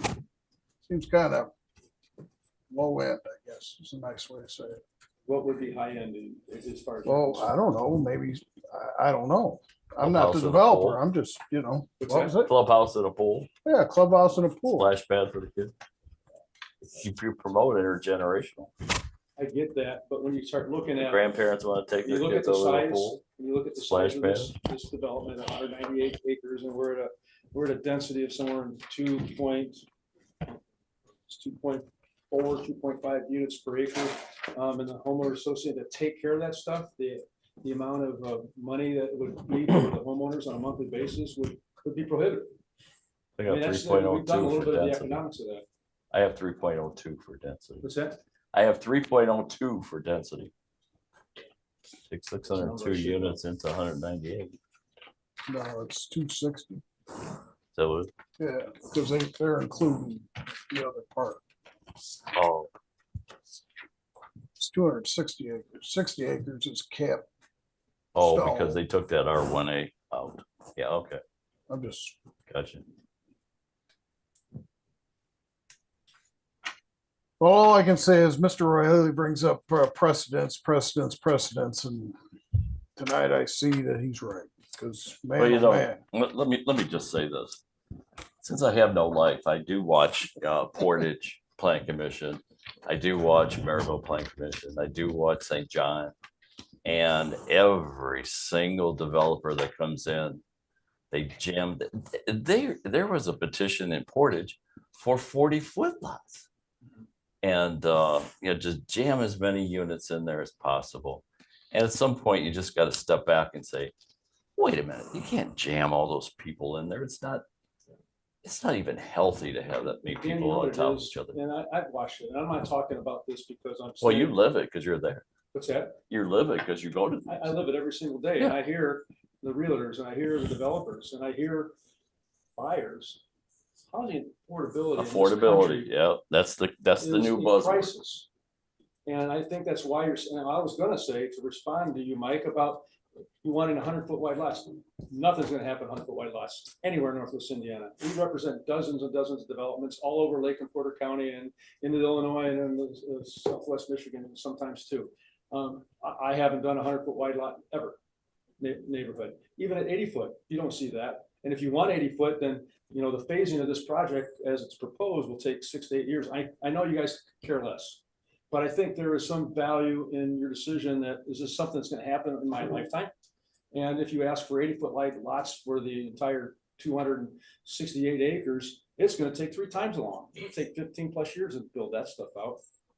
And you won't be on this commission anymore because you're gonna retire. So I guess, I don't mean to be angry, I sound like I am, but it's a reality. I mean, we, Eric and myself and Pulte Homes are trying to figure out what the city wants and what we can do from the economics. And the economics drive it. And if you say it's gotta be 100 feet wide and we're gonna fold our books, and I'm not saying we're walking away because we're not willing, it's just not gonna happen. It doesn't happen. Well, I'm not pulling this out of the sky. I mean, Lowell has in Kingston Ridge, you got a full-blown pool, splash pad, and clubhouse. You go out to Winfield, they have a pool, splash pad, and clubhouse. So this isn't a pie in the sky type thing. So there are other communities. Winfield, Winfield's on this thing that they want large homes will have a lot of value, but there's got to be the amenities there to help them. Old Top just ripped off 10 amenities in there too. And I know, I get this, and we've had this discussion. You can't have too many amenities in there because it becomes cost prohibitive. But we just did Summer Tree. When those people get the bill for taking care of all of those weeds and everything in there, it's just a fact of reality. And it's not so far out of reality that you can do that. You just got to be a little more creative and sharpen your pencil a little bit. And I agree. So I don't think this is a pie in the sky type thing then. I agree with that, but at the stage of the game we're at right now, we need to know what the zoning is so that we can apply, design and create the amenities. What we try to do is present to you that we are thinking that way. We heard you about amenities. We try to give you in the short amount of time we had in order to come up with, you know, step one towards that plan. When we start talking about the specifics and the details and the sizes and all that kind of stuff for the final approvals, we're not there yet. We're not in that phase of the design phase. We're asking to see if the zoning works. Because, you know, if the zoning doesn't work and you want us to do 100-foot wide lots, then, you know, it's a different calculation in terms of HOA stuff. Well, and I said 80. I said that Yeah, I'll go 80. I agree. From my perspective, I'd be okay with 80, but not 55. No way. And Jeff, I gotta tell you, I'd go 70. I would go 70 with no less. I feel a little bit insulted that we spent time at workshops. We made it clear that 60 was not thrilling, but was the absolute minimum. And you act like you're doing a favor for us going from 52 to 55. I just don't. And then you say, well, we just want to know what the city wants. We told you what we wanted, and you came back with something much less, as if it was a favor. And I, as many times as you have presented things to the city, I don't know where the communication is broken down that you think the board members don't mean what they say. And that was something, notwithstanding everything else about this, we mentioned amenities and we mentioned the lot size, and the lot size you didn't come through on, even on the bare minimum. That's disappointing. If I can speak to this for a moment. So as a reminder, I'm Eric Friedman with Pulte Homes, 1900 East Gulf Road, Suite 300 in Schaumburg. Thank you for your comments. I do want to share, not that it's acceptable, but some rationale so that you have an understanding of why we present a 60-foot plan this evening. we did go back and we did watch the video and listen to all the comments last time about how did they get to the 60-foot request? What was that based on? And there was commentary that it's based on not wanting the homes to feel too tight together, too close together. And we looked at what are the setbacks in our two districts, and it's allowed to be 5 feet if you have the attached garage. And we looked at, well, they like R1 better than R2. And what are the setbacks in R1? And the R1 gives you more space. It gives you 15 total feet, 5 and 10, of setback space between homes. And we said, well, what does it take to take these cottage homes and give them the setback so that they have the spacing and the feel of R1? And that puts you at 55 feet. So with a 55-foot lot, minus 15 feet of setback, gives you the 40 feet for our home footprint. And that was the basis for it. Now, we did also study and do a site plan, not part of this package. What does a 60-foot lot look like? And what that does to us is it takes our cottage series homes from an 84 count to a 76 count. And we can do that. I'll tell you right now, we will do that if that's what gets the project approved. It's not what we thought met the objective of giving us more space and making it feel more like R1. We can do that with the 55-foot lot. But if there's a hang up that 2.5 of these ceiling tiles, which are 5 feet of space, are the big difference between approving a project and not, I'll give you the 5 feet, I'll reduce by the 8 lots and we can move on. But I don't know that I'm hearing that this evening. I'm still hearing no less than 70, no less than 80, 100 would be better. So I don't know that 60 is the number for everyone. I appreciate that it is for some of you. We can do the 60 feet. I don't know that we can commit tonight that we would do more, if that's all. Okay, thank you. I mean, I think what we're voting on, right, is if we go to R2, we're 80-foot wide lots. That's just what the R2 is, right? And then you got to come back in for your variances. So it's almost, we're not here asking for a PUD. We're not in a PUD process, but it's a bit like establishing the underlying zoning of what would then become a PUD that you have a starting point, then you negotiate and design on top of. We're anticipating straight zoning with variances, so it's not a PUD, but the approach is similar. Okay, well, I think at this point, we're gonna have to open it up to the public so we can get their questions, comments, and opinions. And then you'll answer their questions, as ones you can, and we'll go from that point forward. So at this time, we're gonna open it up to a public hearing. Anybody in the audience would like to come forward and state your opinion on 2606, please do so at this time. State your name and address for the record. That's R2. Hello, my name is Tim Mullally, 2416 West 101st Avenue, Crown Point. I'm a long-term resident of Crown Point, and I just want to speak to everyone on behalf of myself and a lot of my neighbors who are here tonight. We live on 141st, and I guess I just want you guys to take our opinions and our way of life into consideration when you're making these decisions. I think I'll just speak personally. I understand Crown Point's growing. Everyone wants to come in. You've got all these little developers. We've got a lot of Illinois folks here tonight from Pulte. We understand. I understand the situation. I own a business in Crown Point. I take care of a lot of people here. You know, I have a lot of ideas and opinions sitting here, but I'm just going to share them. You know, I'm just going to be honest with you. There's 3 big things that have come up with me personally. Josh Watson, we got his certified letter last Saturday, and my first thought was, why is Crown Point City contacting me? Okay, you know, I work a lot. Maybe I don't follow the rules. I'm playing catch up with the annexation process that happened in 2022. I'm sure some of my neighbors seem to feel the same way. We're kind of like, well, we're in really far south Crown Point, unincorporated, to use your words, Mr. Conquest.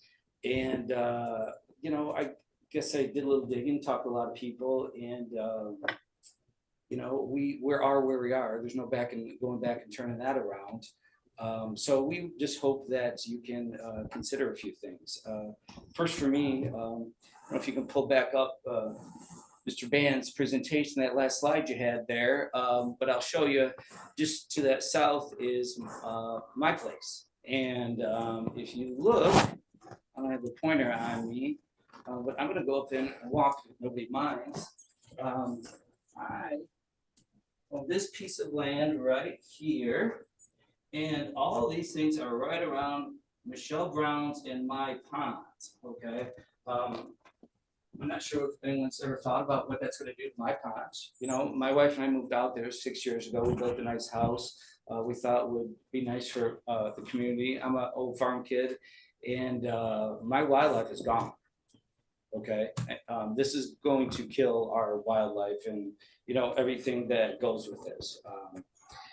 You know, the deer, birds, small mammals, all that high density housing obviously is incompatible with that. I think that's well established in common sense.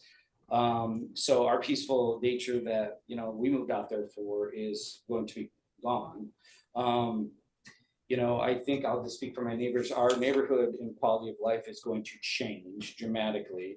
You know, this more spacious hometown feel is gone. I personally was surprised that Crown Point annexed way down there. I understand it in retrospect. I don't personally agree with it, but I understand how the politics work.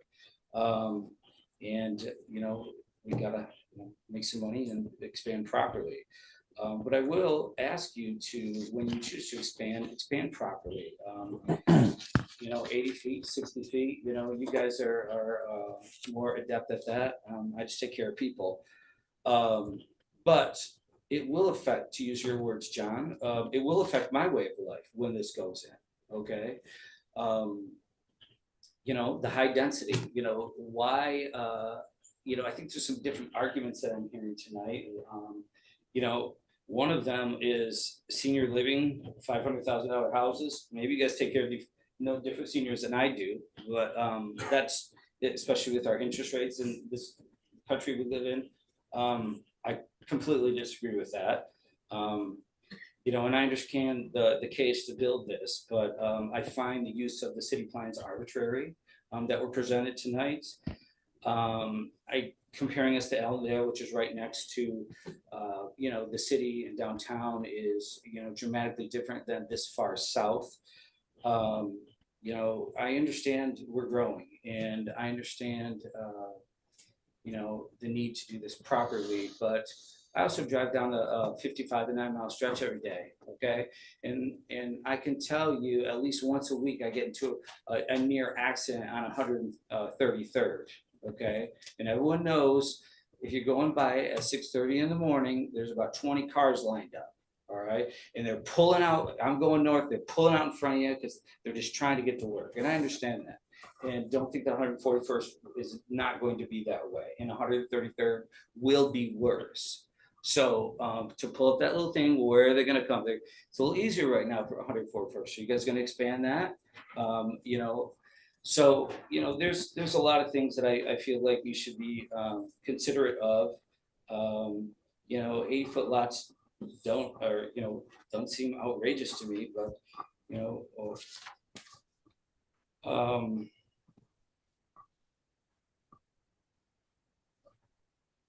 I guess there's a couple of things that I also wanted to bring up.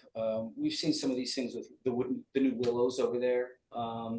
You know, you guys are describing some different things. I think, well, maybe there's something could happen. Maybe they can separate things. Maybe they can put a berm. Maybe they can put some big oak trees. You're gonna put a big white fence, okay? That doesn't really go well with what's transpiring where we live. And I just every day driving by down Delaware Street towards my office. You know, the address is 12929 Delaware. It's a little cutout, okay? They didn't want to sell their farm, okay? So what happens? Willow goes around and they got this big old white fence. Their house been sold for how long? A long time. They can't even get out. So I just would appreciate it if you guys take a bigger look, consider some of the long-term ramifications. Completely agree, Mr. Marshall, about the 10 years. Who's going to be paying for this? I know I will be. Okay, so you know, this is a lot. High density in a rural area is a bit odd. You know, you can call it cottages or what, but you know, what does that mean 5 years from now when they're being built? Maybe Mr. Band's right. Maybe you guys aren't gonna be around. Okay, who's gonna call this? Who's gonna call the homeowners association to say, okay, we're gonna mow those large lots for the elderly? Okay, I find that suspect and unlikely, just to be blunt. And you guys aren't, you know, new to this game. I know you know as well. I'm just a little bit more much as far as how we speak here. I'm not a politician. So I think that's all I have to say. And I thank you for your time. Thank you. Thank you. Anybody else in the audience like to come forward? I moved out to Crown Point 20 years ago Can you state because I your, wanted the country life. could you state your name and I'm on address? 5 acres. I'm on 141st Avenue. I got probably the smallest piece of property on that 141st, about 10 houses down my block. The traffic sometimes is a little bit busy. I can't imagine what it's gonna be with over 400 houses across the street. Are you gonna make that road wider? Are the sewers gonna come through there and take part of my property? I mean, these are things that I'm afraid of. I enjoy the wildlife. I enjoy the peace and quiet. And as far as going from R1 to R2, what are they gaining? 300 houses more? Whatever. I just think you're making a mistake if you go to R2, as I agree with Michael. You're setting a precedent for the rest of Crown Point. And you're degrading the fact that this is country living out here. And I left a subdivision to come out here. I spent a lot of money to come out here. And I'm just surprised that it's turning the way it is. Sir, we need you to state your name and address for the record. Oh, my name is Michael Pankovich, 2363 West 141st Avenue. And I would be almost directly across from the gentleman that just talked. Okay, thank you. All right, anybody else in the audience like to come forward?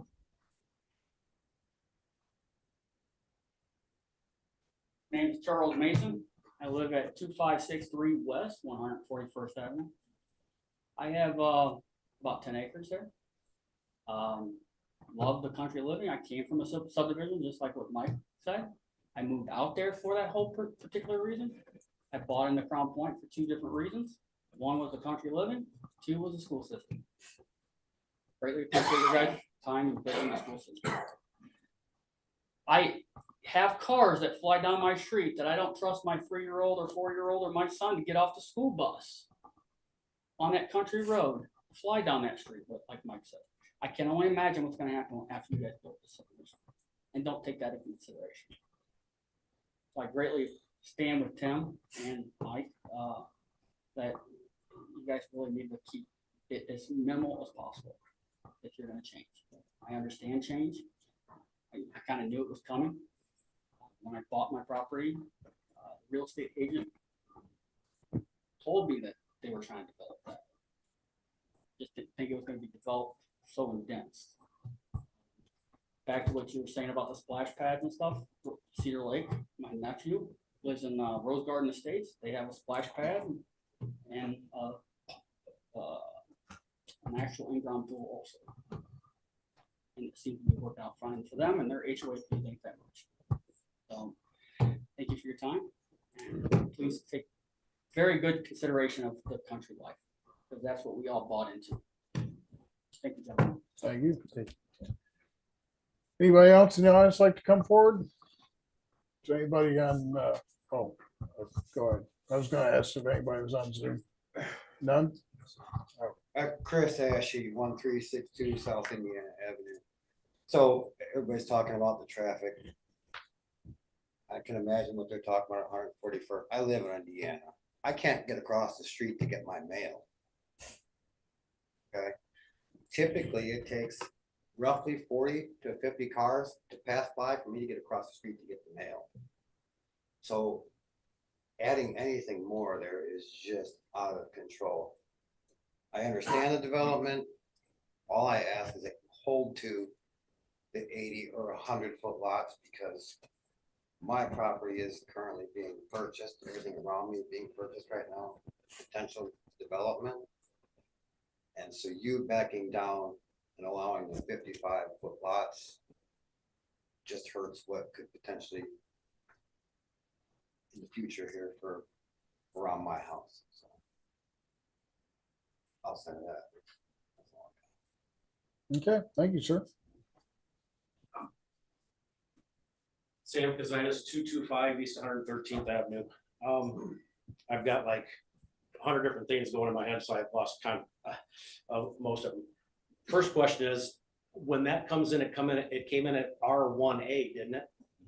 So what is the difference between 1A and actually 1 and 2?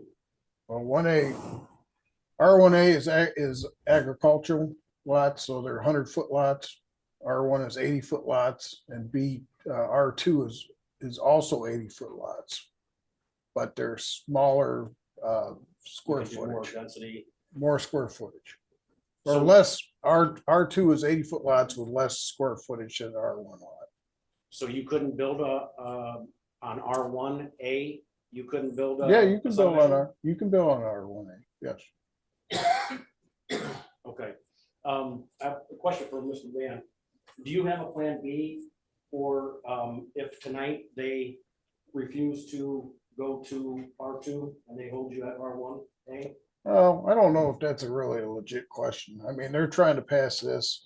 If this doesn't work, then they'll go back and either withdraw it or recalculate it or sell it to somebody, or, I mean, I don't think they have a plan B because this is what they want. So Well, I'm listening to Laura and Mike, you know, I'm just as frustrated as they are, because I feel like him coming in here after you guys I was at that plan meeting. I was actually upset with you, Chad, because you were saying you go at 60 feet and I didn't agree with 60 feet.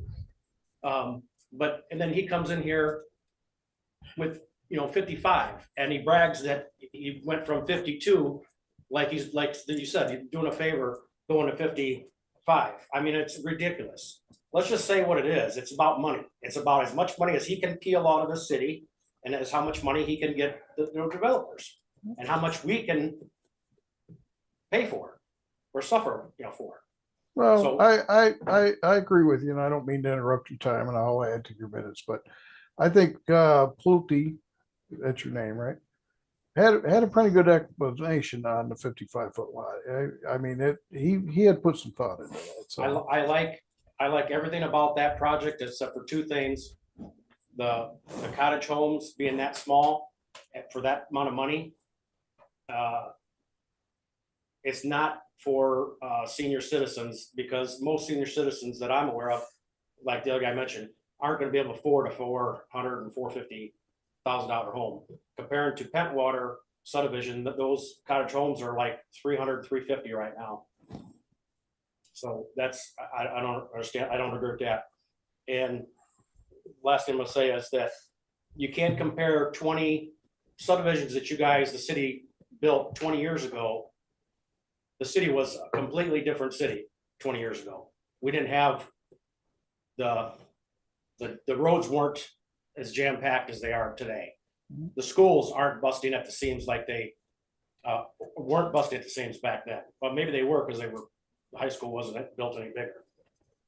My point is, everything is busting at the seams, and we're getting way ahead of ourselves by just keep allowing these builders to come in and jam pack these homes in here. And then I've been here 55 years, and now I'm gonna be stuck suffering and have to consider moving away from here, because where my house was, I used to be in farmland. I used to be almost an acre lot. Now I'm surrounded by Pentwater, and Everywhere you go, there's no, it just pack, pack, pack, pack. You guys at the end of the day should be looking out for the residents and listening to what the residents want and taking that in consideration more than listening to the builders and giving in to the builders. I've heard people up here say, well, how's this developer gonna make any money if we go, you know, if we don't give them 55-foot lots? That shouldn't be any of your guys' problems making what the developer is making money. Not one of you should care what a developer makes, unless you've got a business deal with that developer. It shouldn't matter.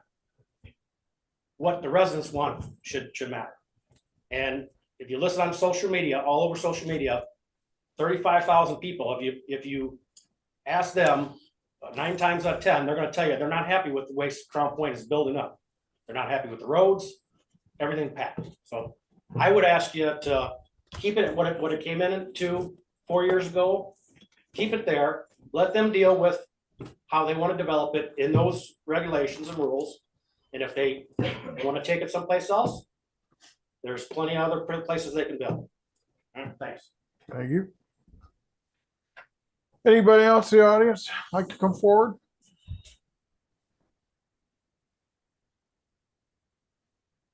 Once, twice, nobody on the computer?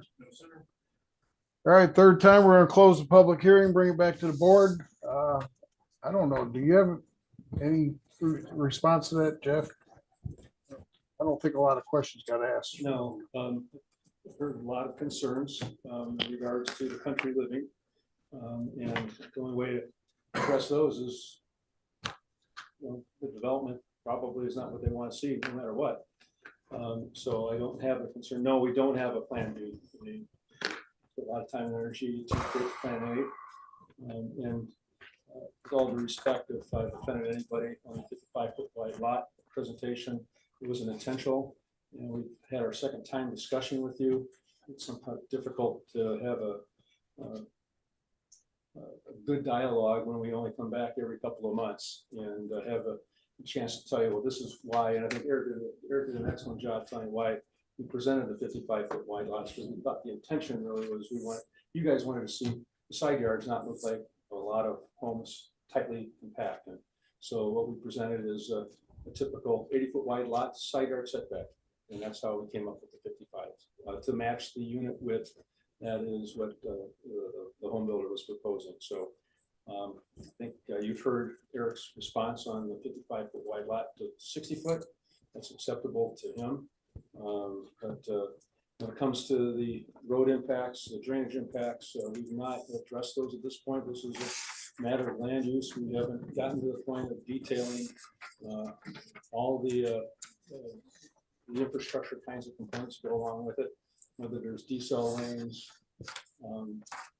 acceleration tapers, drainage in the rear, you know, the screening that goes between development and property owners that are adjacent. We haven't worked through any of those details at this point in time. So again, to your point, John, there wasn't a lot of things for me to technically respond to. So well, I just wanted to tell you, I thought that his response to the 55-foot was a reasonable deduction. So I think it was I mean, I may not agree with it, but it was a fair response. So I appreciate his insight to how he was thinking about it. So all right, we're at the board. Any more questions, comments? You know, I was going to take my opportunity when I vote to clarify my vote, but I'll take the opportunity right now. Look, it breaks my heart when I hear people say the wildlife's not there, okay?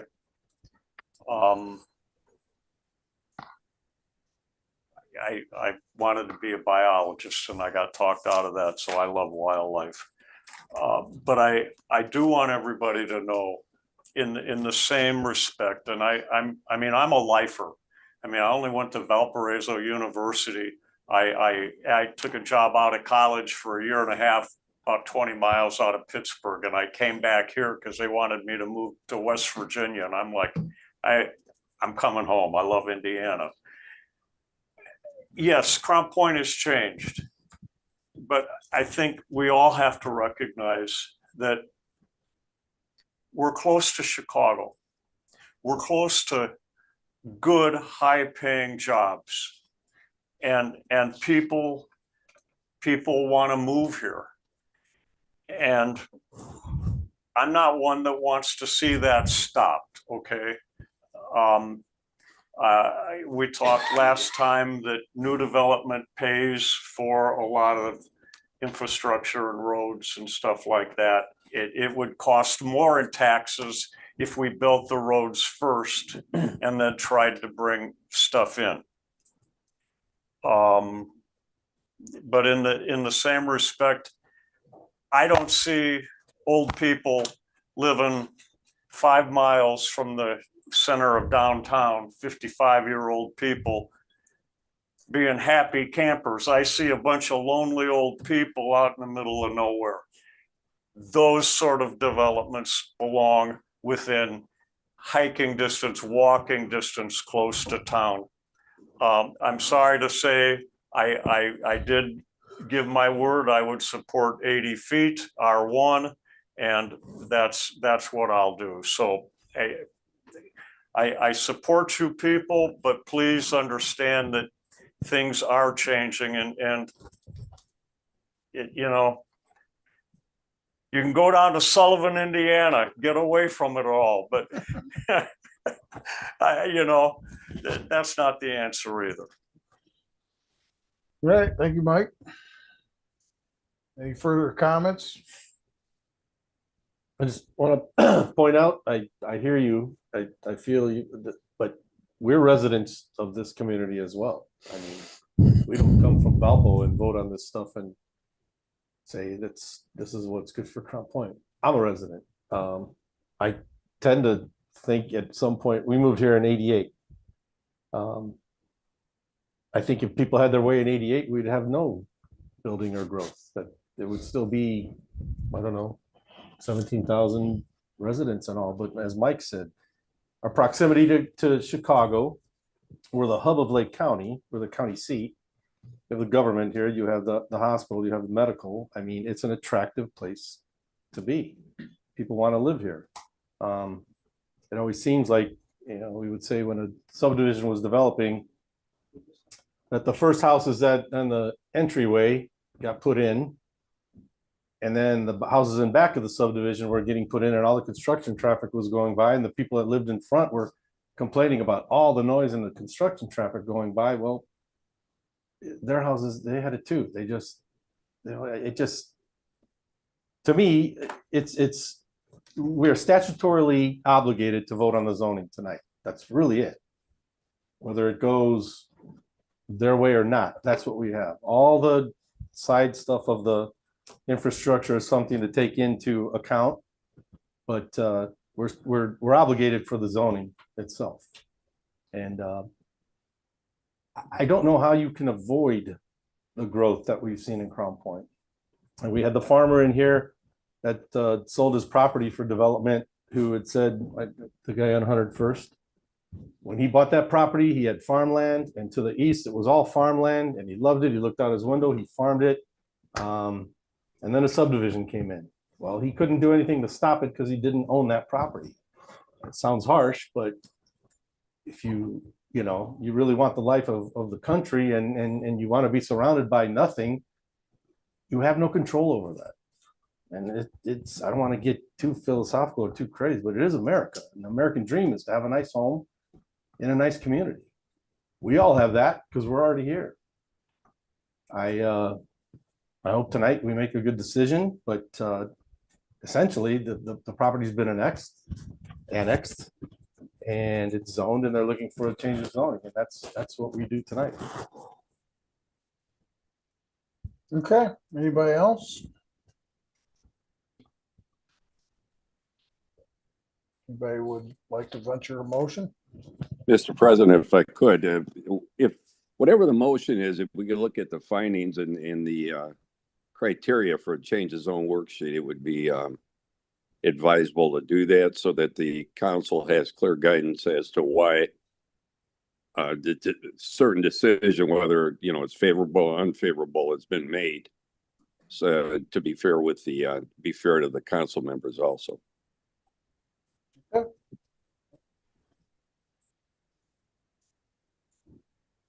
We should do that. Do that right now. Floor is yours.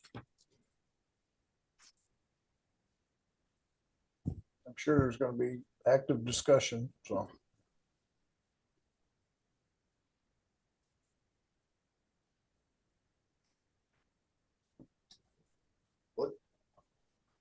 The criteria.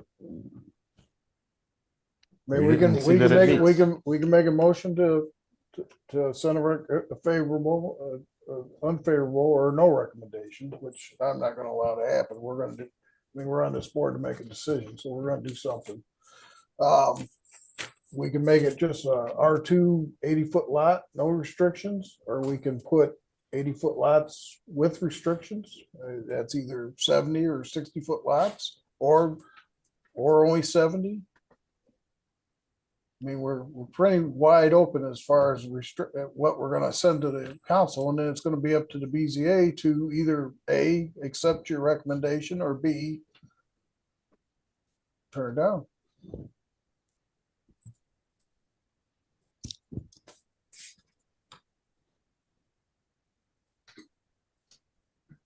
I mean, I think the best way, if the motion is gonna be made for the change of zone, I think it's just a clean R2. Straight up. Straight up Straight zone, up and, yeah. right? Then let every other board and commission do their jobs and their responsibilities. I would agree with that. I think we get too mucked up with trying to put restrictions on it. Our job is from R1A to R2, 80-foot lots. Exactly. You gotta go through the process. It's your throw the dice, whether or not it's gonna That go. was our application. That's what we're asking you to do. It's on their application, eBay 135. Page 1. I got it. Okay. Still need a motion.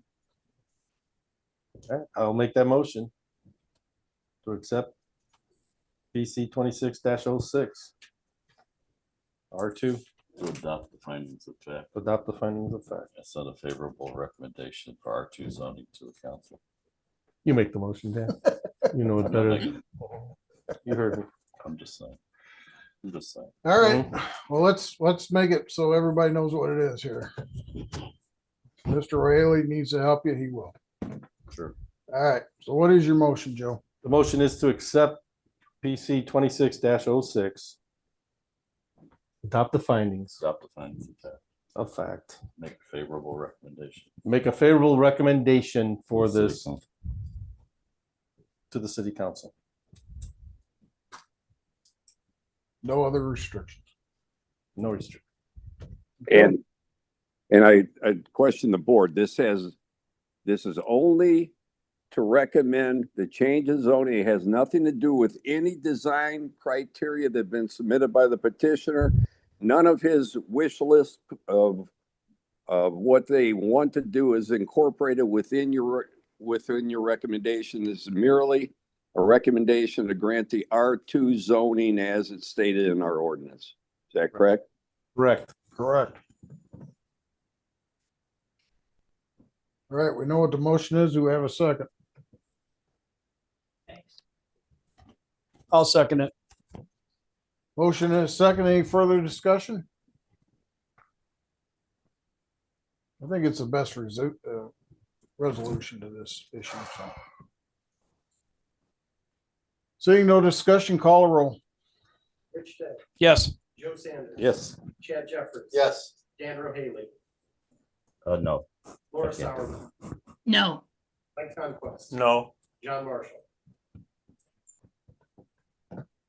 No. Passes 4-3. Say that again. No. Pass. No, it didn't. No. Who said no? You did. You did. But it was, Yes. Yes. No. No. who said No. no over there? Mike. I did. No, it don't pass. It doesn't pass 4-3. Is that All right, correct? good. If we made a motion, if I might it- So we have to make another Get a motion. for passing, yeah, call for another motion, John, with proper findings, please. Okay, so we got a call for another motion to recommend unfavorable recommendation to the city council. So moved. Based on the criteria. Based on the Yeah, criteria. okay, based on the criteria presented tonight. If I could, Explain it. Go ahead. all right. So first of all, the first motion for recommendation for approval has died. Is that correct, Mr. President? The first motion was for a recommendation for approval, and it was voted down 4-3. Okay. Now, is there a new motion for denial of the zone change request? Yes, All right. we don't have a second. All right, we have 5 criteria that we need to consider when reviewing a zone change request. Which of the 5 criteria is the person making the motion relying on for denial?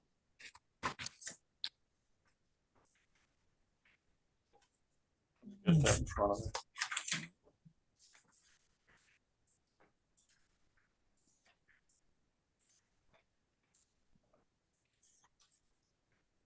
And I can help. The first criteria is whether or not the change of zone is consistent with the comprehensive plan. Okay, the change of zone is not consistent with the conditions, the characteristics or current structures in use in the district. And that's been discussed. I talked about that. The change of zone is the most desirable use for which, put on these glasses, for which the land should be used or whatever. I don't believe that. Again, that's a pretty subjective sort of thing, Joe. You know, I do not believe that it is, and I don't think we've seen the evidence that it's beneficial to the city. It is beneficial to the developer. It's not beneficial to the city. And I would say the same with the change of the zone represents responsible development and growth. It does not in that area, and it sets a standard for something we're gonna have to live with. Somebody somewhere said, you know, we say yes to this, and the next developer says, well, you said yes, you gotta do this, and there's a lot more land down there that could be and probably will be developed in the next 10 years. So based on those 3 things, that's why I am saying and making the motion to deny this and ask the city council to deny it. Thank you, Mike. Okay, second. I'll second. We got a motion and a second for a recommendation for denial to the city council. Any further discussion? Call roll. Rich Day, No. Joe Sanders, No. Chad Jeffers, No. Dan Rohavy, Yes. Laura Sauer, Yes. Mike Conquest. Yes. John Marshall. Yes. So the recommendation for denial has been approved 4-3. So it'll still be on the city council meeting agenda week from March Second. 2nd at 6 p.m. March 2nd at 6 p.m. Thank you. If anybody in the audience that has an interest in this petition that would like to come to the city council meeting, you certainly will have a chance to speak there too. So.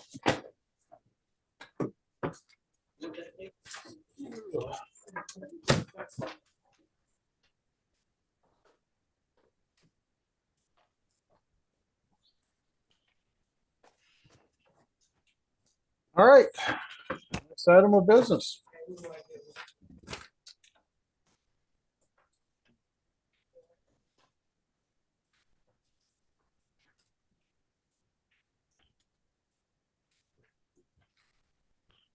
We're gonna give it a 2-minute recess here, so Josh is ready to go.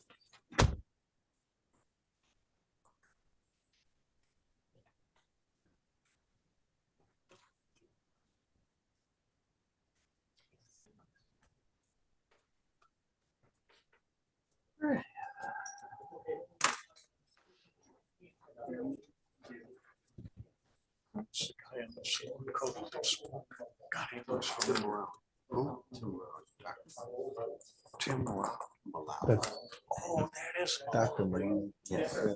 Yeah. Yeah. Yeah. Okay, we're on to the Crown State your Point. name, Oh, Yeah.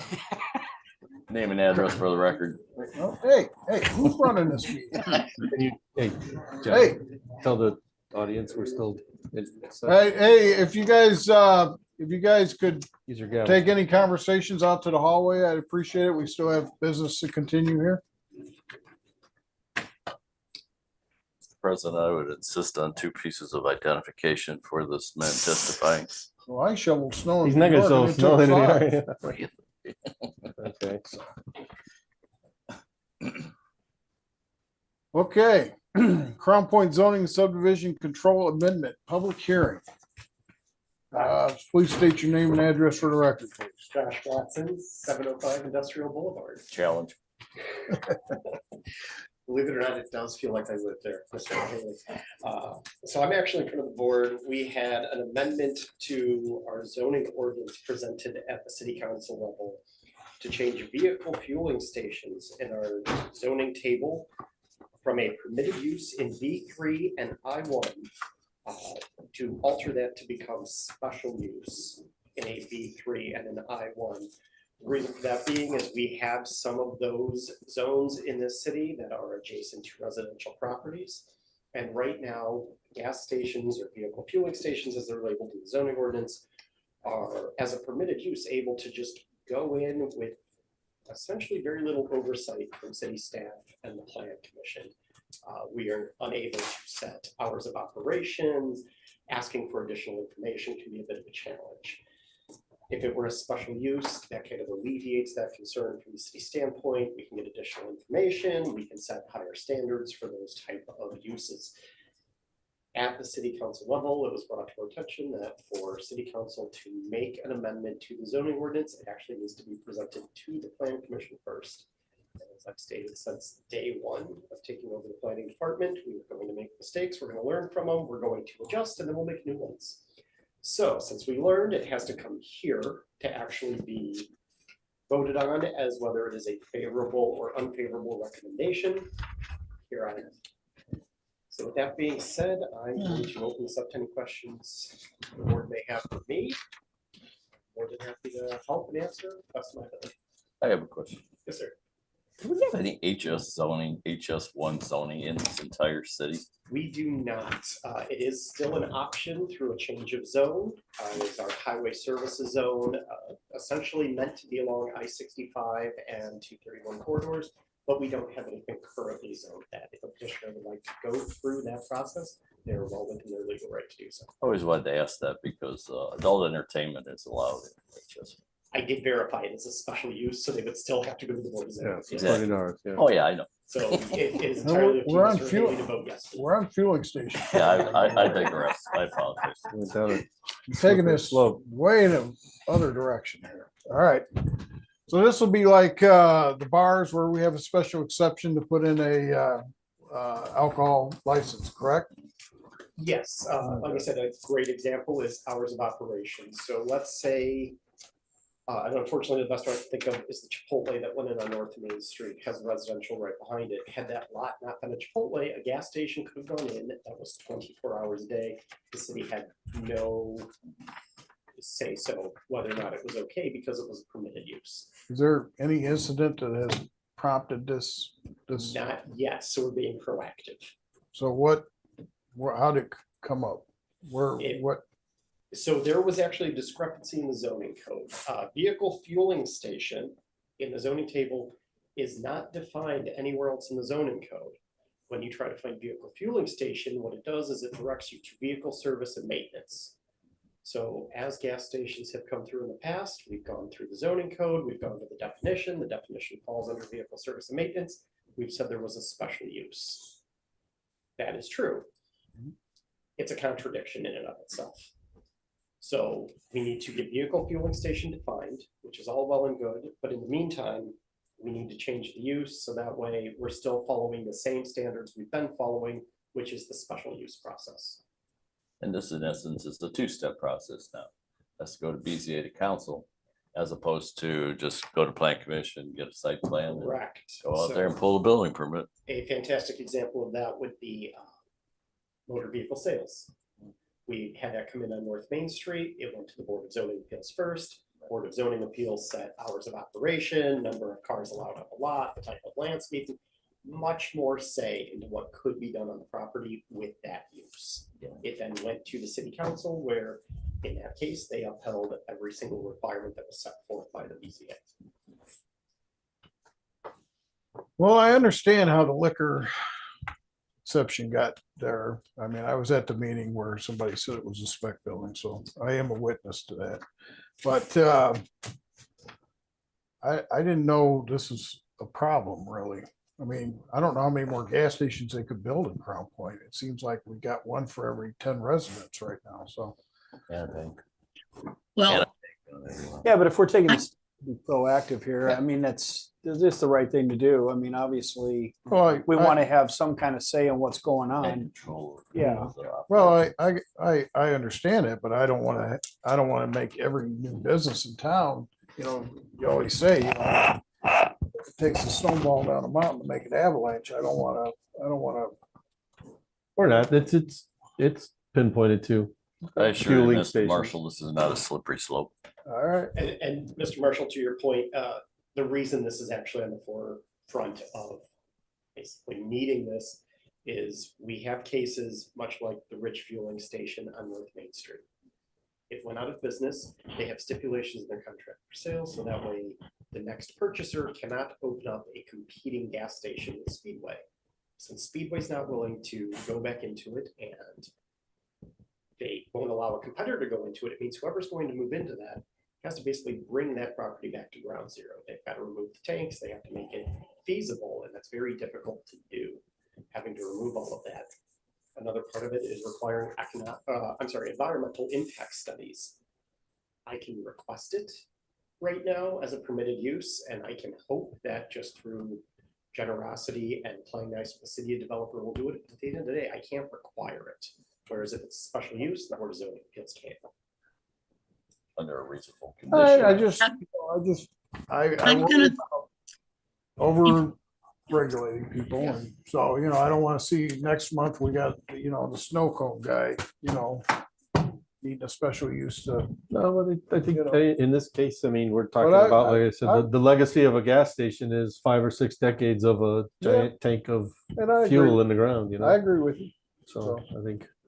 and I'm going to throw in from a personal standpoint, before I was ever on the council, so it's been over 20 years ago, when they were beginning to develop the old Wallahan property, the first thing that wanted to come in there was a big gas station and big convenience store and big right across the street from our property on 231, which would have, it was a deal breaker for them. They wanted to be 24 hours. They wanted to be mega lights, and it would have been a nightmare for our home. Fortunately, we caught it at the zoning level, as they wanted to change the zone, because when we found out a gas station was permitted use for that zoning, we had to fight hard to say why it wouldn't work. Plus, we have a well and septic. The idea of annexation and having city services come in, it always makes me laugh, because we've been in the city for almost 30 years and have no city services, but we'll get into that later. Anyway, this is very consistent. This is helpful. This planning opportunity is a big deal, and I'm really grateful it got caught at this point. Anytime we can do something before we have a controversy is a good thing. And I don't know how applicable this would be, but I mean, I can think of 3 or 4 gas stations in the history that, you know, that property can't be used. Right. We've got a couple down the street here that are just parking lots because they were polluted so bad. I don't know that this gives us an opportunity to really stop that, but it gives us an opportunity to ask questions. And to have a little I control agree. over our destiny. in that, so. I would agree. So. Any further discussion? Do we need a motion? Yes, we would like a motion. I make a motion to recommend favorably for this change of ordinance. Do we have to go back to city council now? Yes. Yes. Yeah, Gotta go to the okay. second reading, yeah. It First is reading already went already- through. It is already on the agenda to hear your guys' recommendation for Monday's meeting. Favor, unfavorable, or no recommendation at all. So I'm making a motion for a favorable recommendation for the change to special use for the fueling station in a B3, right? Ordinance 2026-02-06. Exactly. I'll second that. We have a motion and a second, and we're gonna, in the next bit of miscellaneous business, we're gonna have to pay Mr. Roy Haley more money to write motions. and Our present 'em consultant. To the yes, board, so they're done Well, just to correctly. be clear, this is B3 and I1. Well, Mr. Bright's here tonight, so I gotta be on my best behavior. All right, we have a motion and a second. Any further discussion? Seeing none, call a roll, please. Rich Day, Yes. Joe Sanders. Yes. Dan Rohaley. Yes. Mike Conquest. Yes. Chad Jeffries. Yes. Laura Sauerman Yes. and John Marshall. Yes, Thank you. been approved 7-0. Okay, miscellaneous business. It's not even on the agenda. You got anything else, Josh? No, sir. Any board member have anything else they'd like to talk about? Make a motion for adjournment. Second.